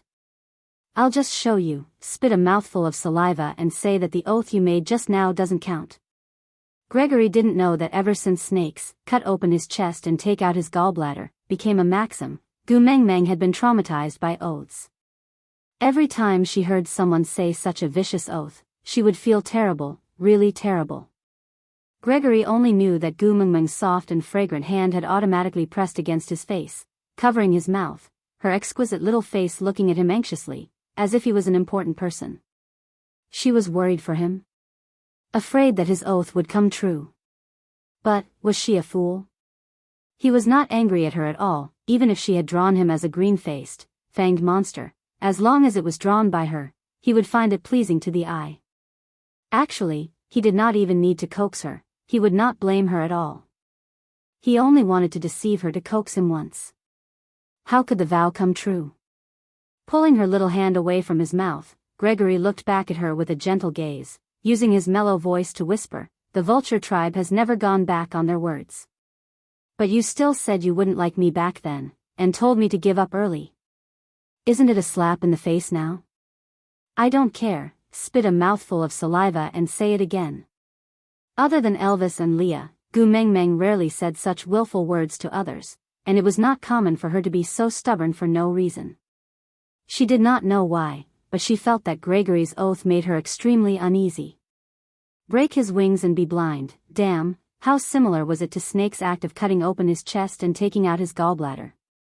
She could no longer bear the burden of a human life on her shoulders. She would rather bear the title of a strange auntie, a big scumbag, and drag Gregory along with her family of 3 to lead a good life. As long as she could live safely, it was fine. Gregory looked at Gu Mengmeng with a gaze full of joy, not the slightest bit angry that she had exposed his shortcomings. On the contrary, he was extremely happy. She was acting shamelessly, wasn't she?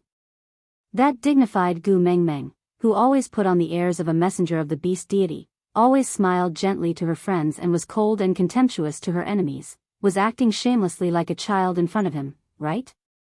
He had only seen this adorable look of hers when she was in Leah and Elvis's arms. Now, she was willing to throw a tantrum in front of him, right? A smile spread across his lips and eyes. Gregory nodded with an indulgent and doting smile and said, "All right, it's up to you. Then hurry up and spit." Gu Mengmeng straightened her neck and demanded. "Bah." Gregory spat to the side and said, "What I said just now doesn't count, please pretend you didn't hear it." Gu Mengmeng cleared her throat, looked up at the sky and said, "Father, watch your television series properly. Just treat that thing just now as a small advertisement, cut it and don't broadcast it. You didn't see anything and you didn't hear anything. Do you understand?" Gregory did not understand what Gu Mengmeng was saying and only felt that she was extremely cute.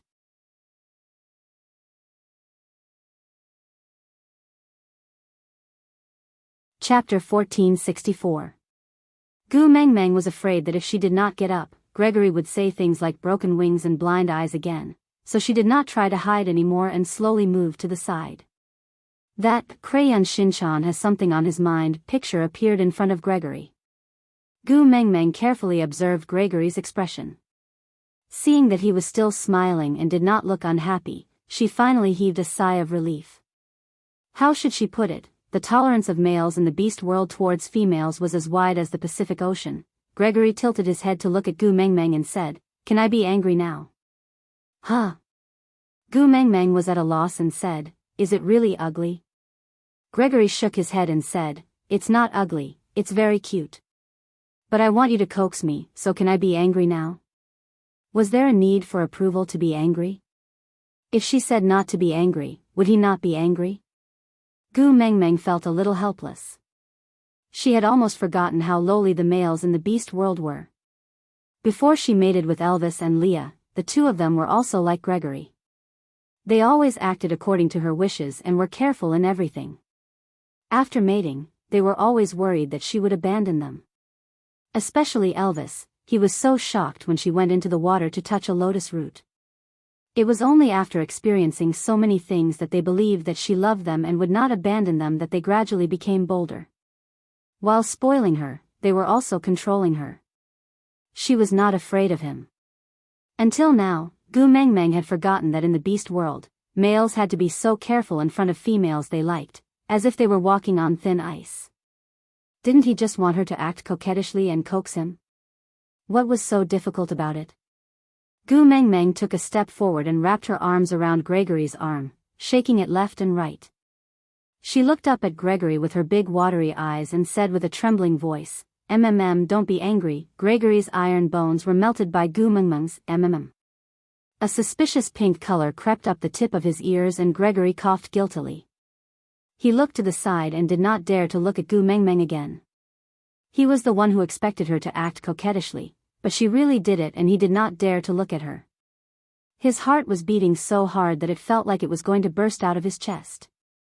He wanted to withdraw his hand from her arm, but he couldn't bear to part with that gentleness. He could only nod woodenly and said, I'm not angry." After Gu Mengmeng realized that Gregory got shy easily, she liked to tease him more and more. Whenever he blushed and could not do anything to her, she would laugh heartily. There were still 4 days until the wind stopped. The sound of birds chirping came from outside the cave. Gregory frowned and replied, "Got it. You guys go first, I'll be there soon." Gu Meng Meng could not understand the chirping of birds, but seeing that Gregory did not look too good, she asked, "What's wrong? Did something happen?" For the past 3 days, Gregory had gotten used to fetching prey from Oriton every morning and helping Gu Meng Meng pluck Shui Ling fruits on the way back. Then, he would roast the fruits to warm himself up and hug her for the entire day, not wanting to let go. At this moment, he was feeding Gu Meng Meng Shui Ling fruits and was not in a good mood after being interrupted. I don't want to let her go, not even for a second. But he was the tribe leader after all. He had to handle all the matters on Moda Mountains. Frowning, Gregory nodded and said, "Wait for me in the cave, I'll be back soon."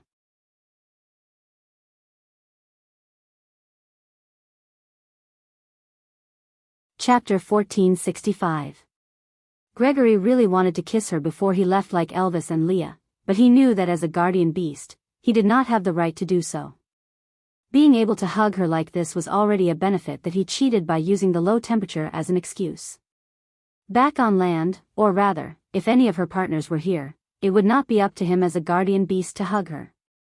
There were only 4 days left of such solitude, but some of it had to be taken away by trivial matters. He was unhappy but helpless.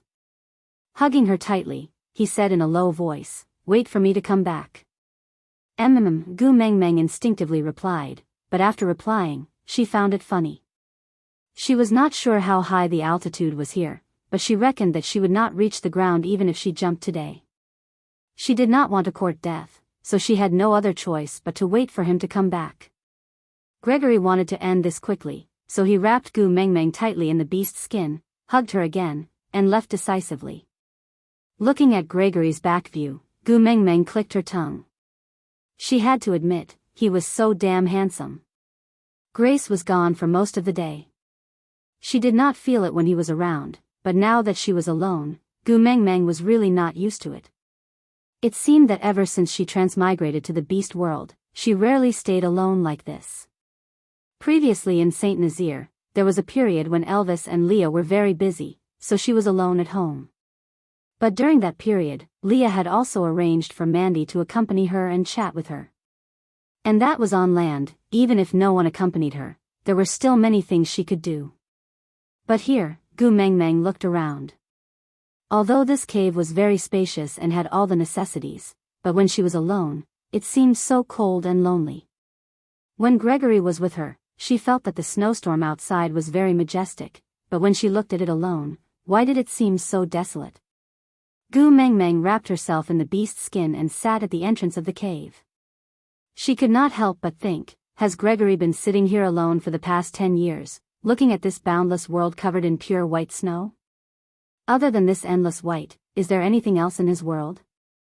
Suddenly feeling her heart ache, Gu Meng Meng chuckled. It seemed like it was not a bad thing to take Gregory in as a family member. After all, if she did not want him, he could only return to the Moda Mountains and continue to face this empty white for the rest of his life. Chirp. A long cry, accompanied by the howling of the wind and the shrill of cranes, was heard. Gu Meng Meng could recognize that it was Gregory's original form. Before she could even smile and say, "You're back," she was enveloped by a gust of cold air. Her chest was pressed against a scorching heat, and after a round of dizziness, the two of them rolled back into the cave. As he rolled, Gregory transformed back into his human form. He stared at Gu Meng Meng with a pair of sharp eyes, his lips pressed into a straight line. He did not say a single word, but his face was full of accusation. This expression, that sounds familiar. Gu Meng Meng was stunned for 2 seconds and immediately understood that Gregory thought she was going to jump off the cliff by sitting at the cave entrance. Elvis was also like this the last time she went into the water to touch him. "I'm sitting there to wait for you to come back, not to jump off the cliff." Gu Meng Meng looked straight into Gregory's eyes and spoke first.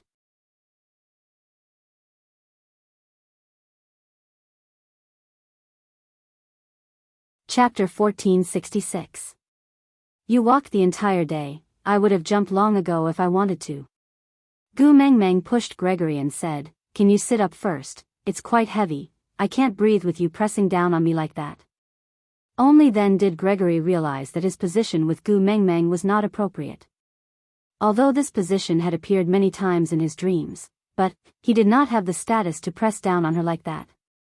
Nodding his head, Gregory still stood up and carried Gu Mengmeng up from the ground into his arms.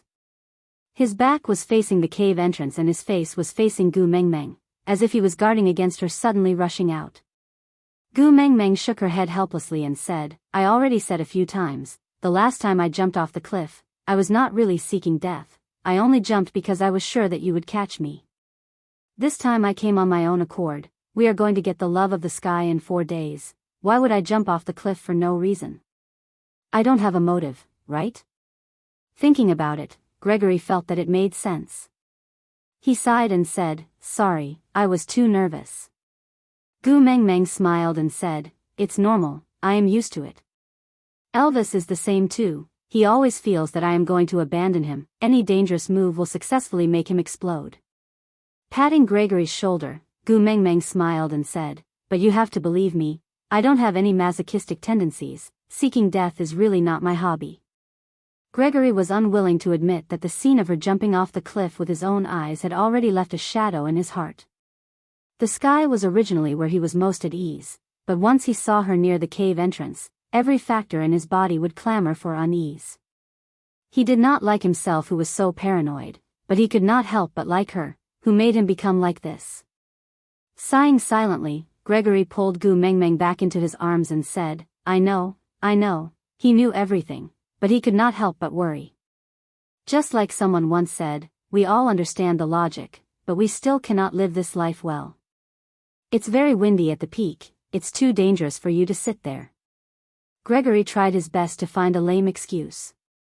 Gu Mengmeng chuckled and said, there is no scale here, but I know I have gained a lot of weight. When I first came to the beast world, I weighed around 120 kilograms. Previously, I took the clothes that Elvis had made for me when I had just transmigrated to this world and measured them. The measurements were about the same, but my muscle ratio was obviously higher than before. Therefore, in the case of the same body shape, the weight must have increased. Back then, a Category 18 typhoon could do nothing to me. Now, it can't do anything to me. Ha ha ha ha. Gu Mengmeng smiled like Dongfang Booby, extremely exaggerated. Because of her words, Gregory also laughed. He couldn't explain why, but seeing her laugh made his mood better. Seeing her like this, he finally felt at ease and believed that he had been worrying for nothing. Have you settled the matters in your tribe? Gu Mengmeng directly changed the topic of failed cliff jumping and asked about another matter. Gregory shook his head, his eyebrows unconsciously knitting together. Clearly, the matter seemed to be quite troublesome.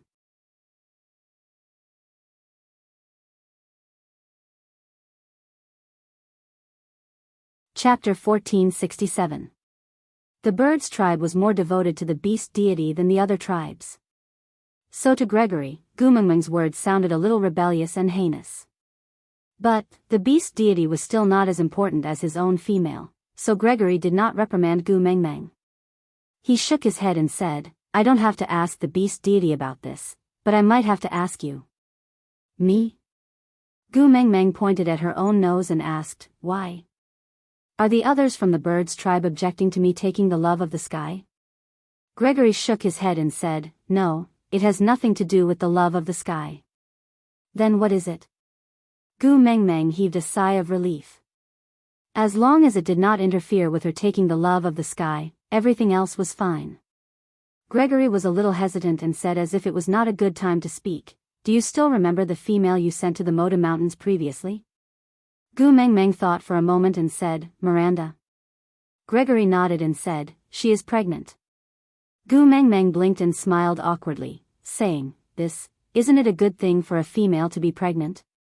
Why do you look unhappy, as if you have been cuckolded? Gregory did not know what cuckolded meant and did not mind. He just explained, she is not pregnant with a bird's child. Ah. Gu Mengmeng was taken aback. It was impossible for land beasts to come up to the Moda Mountains. Even if there was only a 1 in 10,000 chance, Elvis and Leah would not have allowed Gregory to bring her away without even trying. Land beasts could not come up and Miranda could not get out. Now that he said she was not pregnant with a bird's child, the only explanation was, she was pregnant before winter. Then, that time during the mass estrus? Damn! Gu Mengmeng held her forehead and looked at Gregory, saying, so. Gregory said, there have never been land beasts born on the Moda Mountains. Land beasts are unable to adapt to the climate on the Moda Mountains. Moreover, there are not enough resources here to support a young female. But Miranda has already mated with 9 male birds. Sending her back to land now is equivalent to turning these 9 birds into stray beasts. Birds are the most loyal to the beast deity. No matter what, they will never accept becoming stray beasts and delay the pride of the birds. So, if Miranda is sent away, they will definitely crash their heads against the Moda Mountains and die to prove their loyalty, in order to protect the pride of the birds. Gu Mengmeng face-bombed. Why are you so stubborn? Can't you just go down the mountain with Miranda? Gregory shook his head, his gaze determined. The birds will not leave the Moda Mountains. But didn't you leave? Gu Mengmeng said, you have been living with us at the foot of the mountain for a while. You know, even if the birds descended the mountain, the sky did not collapse. Gregory sighed, shifted his gaze to the side, and said, actually, Gu Mengmeng tilted her head, vaguely feeling that something was wrong. Gregory sighed and said, I did not want to tell you so early, but I can't hide it from you forever. Raising his head again, Gregory's gaze carried a tinge of pain. He said, I will not follow you to Saint Nazaire. After you retrieve the love of the sky, I will send you down the mountain and leave the Moda Mountains. And I will return.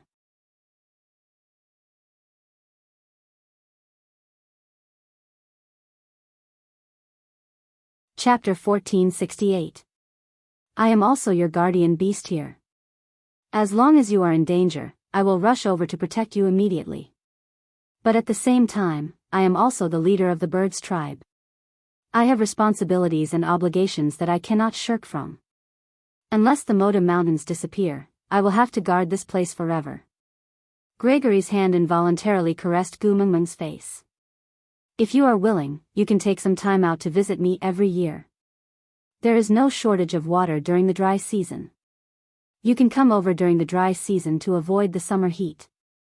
We can stay in the cave at the border that you stayed in previously. It's much lower than here so you won't have altitude sickness. I can also fly up with Elvis and Leah. Gu Mengmeng fell silent. She did not know why, but she just felt uncomfortable. She looked at Gregory dejectedly and asked, Gregory, must you turn me into such a scumbag, huh? Gregory looked at Gu Mengmeng in confusion. His heart ached for her frowning sad look.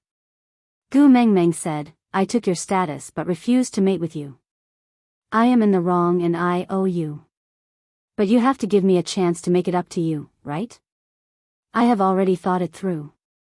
I will treat you like family. In the future, as long as I, Gu Mengmeng, have a bite to eat, I will not let you starve. But what about you? You actually intend to stay alone on the Moda Mountains. I have only sat here for half a day today and I already feel so lonely. You want me to leave you here for half a year and then come over to accompany you for 2 to 3 months during the dry season. What should I do for the rest of the time? Every day, I will think that Gregory must be sitting alone at the entrance of the cave, gazing into the distance. He must be waiting for me, right? Since I cannot stay on the Moda Mountains to accompany him, why did I agree to let him be my guardian beast in the first place? Gu Mengmeng looked up. Her eyes were misty as she pleaded softly, I cannot stand it. I will be tortured to death by guilt. Gregory, let's leave together after we get the love of the sky. Just like what we have been doing these few days, living together with Elvis and Leah, all right? I will treat you well, really. Gregory gently touched the feather earring on Gu Mengmeng's right ear. He smiled and said, silly girl. Gu Mengmeng grabbed onto Gregory's arm and begged, "Please." Gregory shook his head slightly, but his lips were still curled up. "I asked you to come over to Moda Mountains during the dry season to avoid the heat, but I didn't say that I won't look for you when you don't come up. I also regret that I can't be by your side every day, but I have obligations and responsibilities that I must fulfill. Fortunately, I am the clan leader, so I have the privilege to go down the mountain. Therefore, as long as there are no major events in the clan, I will definitely go down the mountain to find you when I have the time." He would not foolishly sit at the entrance of the cave and wait foolishly. "Have you forgotten? I've told you before, you don't have to stand there and wait for me. No matter how much distance there is between us, I'll cross it. I'll always be by your side." "Really?" Gu Mengmeng was skeptical. Gregory smiled and asked, "Do I have to swear?" Gu Mengmeng shook her head and said, "No, no, no, I will believe you. Don't swear, I have a phobia about swearing." Gregory nodded with a smile and said, "Then I won't swear."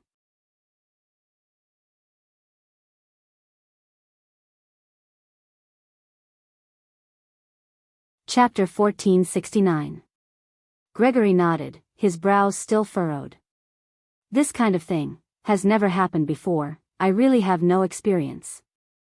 Moreover, you were the one who sent Miranda up the mountain, so I want to hear your opinion." Gu Mengmeng clicked her tongue. "Bring me to see her." Gregory glanced outside and said awkwardly, "The wind outside is very strong and it's very cold. Moreover, I'm afraid you'll feel uncomfortable again when you come back up." Gu Mengmeng shook her head. "It's alright, I'm already used to this height, it won't be so uncomfortable if I come back up again. Moreover, if Miranda really got pregnant during winter, I really can't sit back and do nothing." Gregory didn't ask any more questions. He just took out another set of beast skin and wrapped it tightly around Gu Mengmeng before placing it on his back. He then tore the beast skin into wide strips, before tying Gu Mengmeng onto his back without affecting her comfort. This was to prevent her from slipping off his back when she fainted again. If it was in the past, he would probably confidently say, "I can catch you no matter how many times you fall." But now, he couldn't take the risk. Even if there was a 1 in a billion chance of her getting hurt, he didn't dare to try. To be honest, Gregory's method of tying her up was quite comfortable. Of course, Gu Mengmeng wasn't a masochist. She just felt a sense of security from being tied up, just like wearing a seatbelt when riding on a roller coaster. After everything was settled, Gregory carried Gu Mengmeng to the entrance of the cave. Before flying, he reminded her, "If you feel uncomfortable, tell me immediately. Don't force yourself, understand?" "Yeah." Gu Mengmeng agreed readily. Gregory moved his shoulders before flapping his wings and flying off. Gregory's feathers completely covered Gu Mengmeng, so she couldn't see what was happening outside. She only knew that Gregory was flying extremely steadily. Every time he flapped his wings, she could clearly feel the veins in his muscles expanding and contracting clearly and forcefully. Her body froze. Gu Mengmeng knew that Gregory had landed. The feathers shrunk into Gregory's skin in front of her eyes. She was tied up on his back like a giant baby. How should she put it? The image of the messenger of the beast deity was basically ruined. It was estimated that the birds who saw her today would never see her as a goddess for the rest of their lives. Wang Erhua from the next class might even look better than her now. Gregory untied the beast skin rope and peeled off the beast skin layer by layer like he was peeling an onion. Then, a steaming hot Gu Mengmeng was revealed. Her pale face was flushed red, but it was hard to tell if it was from the heat or embarrassment. Struggling to crawl out of the beast skin, Gu Mengmeng had already given up on herself. Anyway, her image could not be salvaged no matter how many times she pretended to be cold and aloof. Gu Mengmeng had completely given up on trying to regain her dignity. Miranda was obviously shocked when she saw Gu Mengmeng. She stood there in a daze and did not dare to move until she saw Gu Mengmeng turn around to look at her. She then retreated backwards as if she had seen a ghost. She shook her head and said with a trembling voice, I am very obedient, I have always been in Moda Mountains and have never left. Please let me go. I will never dare to pester Aya again. I did not go out. I did not.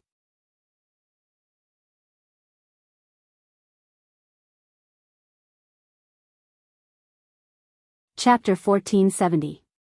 Glancing at the 9 males surrounding Miranda, Gu Mengmeng did not need to guess to know who they were.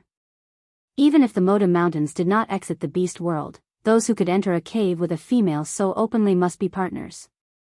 Didn't they see Gregory automatically retreating to a protruding rock outside the cave after sending Gu Mengmeng off? Gu Mengmeng patted her and said, "Obedient? Why do I feel that you are not very obedient?" Gu Mengmeng did not stand on ceremony and directly sat beside Miranda. She gently touched Miranda's stomach with her little hand, as if she was caressing it. Miranda was so frightened that her entire body was trembling. Her eyes were filled with tears as she looked at her partner pitifully. She seemed to be pleading for help as she shouted, "Lucas! Lucas!" After all, she was his female and he treated her like a precious treasure. Seeing how scared she was, Lucas' heart ached even more.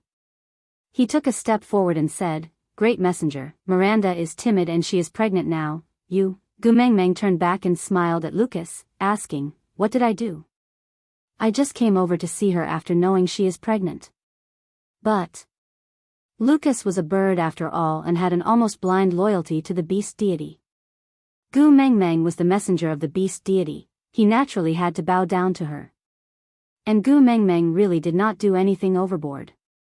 She only touched Miranda's stomach. So even though Lucas' heart ached, he could not say anything else and could only look at Gu Mengmeng with a troubled expression. Gu Mengmeng did not care at all. Not only did she not retract her hand, she even crossed her legs and sat on the bed, facing Miranda. She said, "You don't have to be afraid, because it is useless to be afraid. If I really want to do something to you, even if all the males in this room join hands, they won't be able to stop me." These words were true enough.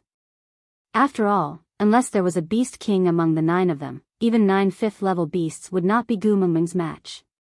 "Back then, I did not hand you over to Cole and sent you to the Moda Mountains because I wanted to save your life.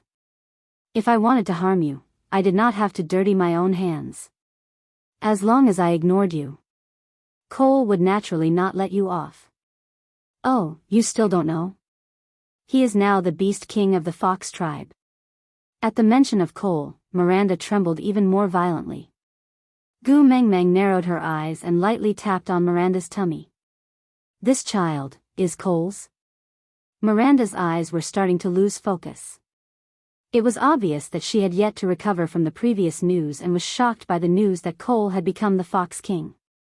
They were once love rivals and had played tricks in front of Gu Mengmeng. Gu Mengmeng knew that she was not a White Lotus bitch, but her pitiful state made it hard for others to harden their hearts and make things difficult for her. Putting aside her pestering Leah, Gu Mengmeng had actually gone overboard with regards to Miranda. That was why Gu Mengmeng had sent Miranda to Moda Mountains. Firstly, it was to prevent her from pestering Leah. Secondly, it was to protect her life. Now that she no longer pestered Leah, the conflict of interest between her and Gu Mengmeng would no longer exist. Gu Mengmeng still had some basic sympathy towards people who were not a threat. After all, even public buses knew to prepare seats for the elderly, the sick, the disabled and pregnant. Gu Mengmeng would never mistreat a pregnant woman.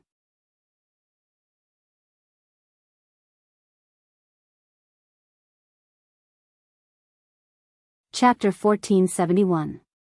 Moreover, even if he really came up, he would not be a match for your partners in the sky. Gu Mengmeng spoke slowly, trying her best to calm Miranda's emotions. "Moreover, don't you still have me? Since I want to protect you, he will not be able to touch you." Miranda's eyes then slowly focused. She looked at Gu Mengmeng, then at Lucas. She called out in a sobbing tone, "Lucas, yeah, I'm here." Lucas's heart ached terribly. He only dared to go to Miranda's side after getting Gu Mengmeng's permission. He hugged her in his arms. With Lucas hugging her, Miranda's emotions gradually calmed down. It was obvious that Miranda had become very sensitive and uneasy after being imprisoned without seeing the light of day. Lucas and the rest must have treated her extremely well for her to develop such a degree of reliance on them. Seeing that Miranda had gradually calmed down, Gu Mengmeng then continued to ask, "Is the child in your stomach his?" Gu Mengmeng avoided mentioning Cole's name, but she knew that Miranda would definitely understand. Miranda hesitated for a moment, then nodded. "What do you need me to do for you to let me off?" "As long as the child is born, I will kill him. In that case, can you let me stay on Moda Mountains with Lucas and the rest?" Gu Mengmeng frowned.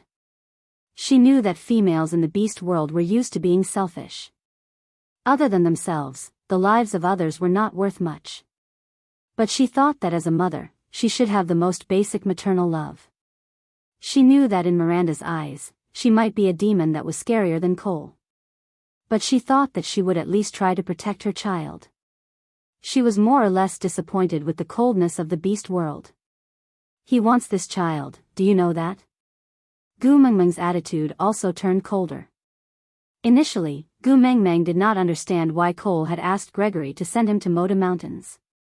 Now that she thought about it, it was clear. One of the 7 treasures, the key of the Beast King. Cole could not wait for Gu Mengmeng to give birth to a child with the bloodline of the Beast King before snatching it away. So he wanted to give birth to one himself. He probably knew that Gu Mengmeng had sent Miranda to the Moda Mountains, so he couldn't wait to snatch her away. I know, he wants to eat this child." Miranda nodded stiffly and said, Then after I give birth, I'll get Lucas to send the child to him. He won't come looking for me anymore, right?" Gu Mengmeng sighed and said, "You don't have to go through so much trouble. After you give birth, give the child to me. I will tell Cole that this child is in my hands. If he has the ability, let him snatch it from me." Miranda looked at Gu Mengmeng blankly. Gu Mengmeng did not want to explain so much and just said, "He snatched my son away, so I snatched him away too. It's very fair." "All right." Miranda did not hesitate to agree to Gu Mengmeng's request. Gu Mengmeng could not be bothered to talk nonsense with Miranda. She just glanced at Lucas and instructed, "Go to the stream at the edge of Moda Mountains to get the food for the delivery from a white tiger. After the child is born, send it to me." Lucas looked at Miranda, and when he saw her nod, he replied, "Okay." Gu Mengmeng did not stay any longer. She got Gregory to bring her back to their original cave. Digression: today's update has ended.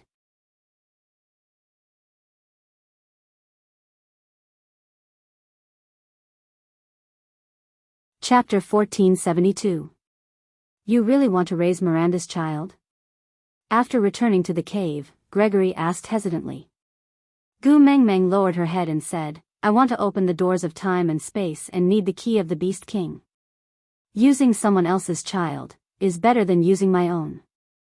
Gu Mengmeng admitted that she was selfish.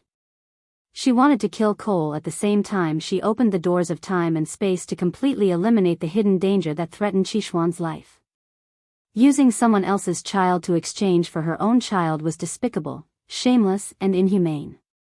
But, as long as she could protect her child, she would not even bat an eyelid even if she had to wade through a wok of boiling oil, not to mention going to hell after death. The greatness of a mother's love was precisely because it was sufficiently selfish. Gu Mengmeng could have disguised her motives and said in a dignified manner that it was for Miranda's good.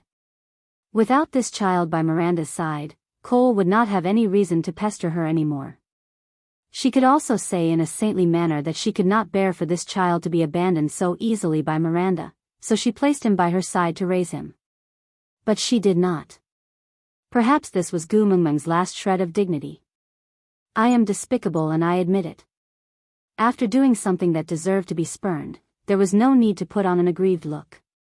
In this world, no one would put themselves in your shoes and think for you. So those sorrows should be left to cry at night when no one else was around. After crying, stand up strong and face all the blame. This was what a mother should do." Regarding the matter between Gu Mengmeng and Cole, as well as the matter regarding the doors of time and space, after confirming Gregory's identity, Leah and Elvis no longer avoided him when talking to Gu Mengmeng. Sometimes, they would even specially explain to him, so Gregory had a rough idea of what was going on. Tightening his embrace around Gu Mengmeng, Gregory said in a low voice, "The weak are prey to the strong, survival of the fittest, this is the principle of the beast world. You did not do anything wrong, don't be sad." "I'm not sad." Gu Mengmeng straightened her neck and refused to admit defeat. Gregory placed his hands on Gu Mengmeng's shoulders and looked straight into her eyes. His gaze was not sharp, but as calm as spring water, yet it had the power to see through one's heart. A bird's eyes are the sharpest. Your disguise can't fool me, there's no need to hide yourself in front of me. Although we are not partners, I am still your male. I will always stand on your side and think for you. As long as it's good for you, it's right to me. Gu Mengmeng pursed her lips and did not say anything. There was an emotion that was hard to describe. Before you do something, you already know that you will be despised by the whole world, and you are prepared to bear the consequences of being despised by others.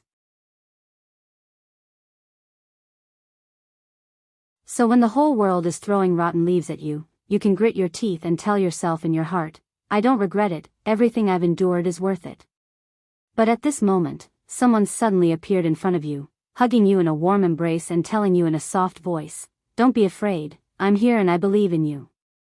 When this person appeared, the high walls in your heart would crumble, then your grievances and frailty would leak out. Gu Mengmeng wiped the tears from the corners of her eyes and choked, "You might as well despise me, why must you make me so miserable? It's rare for me to make up my mind to be a bad woman." You're tuning into the Dreamy Love Stories YouTube channel. Don't forget to subscribe and join us on this journey to catch the most captivating stories.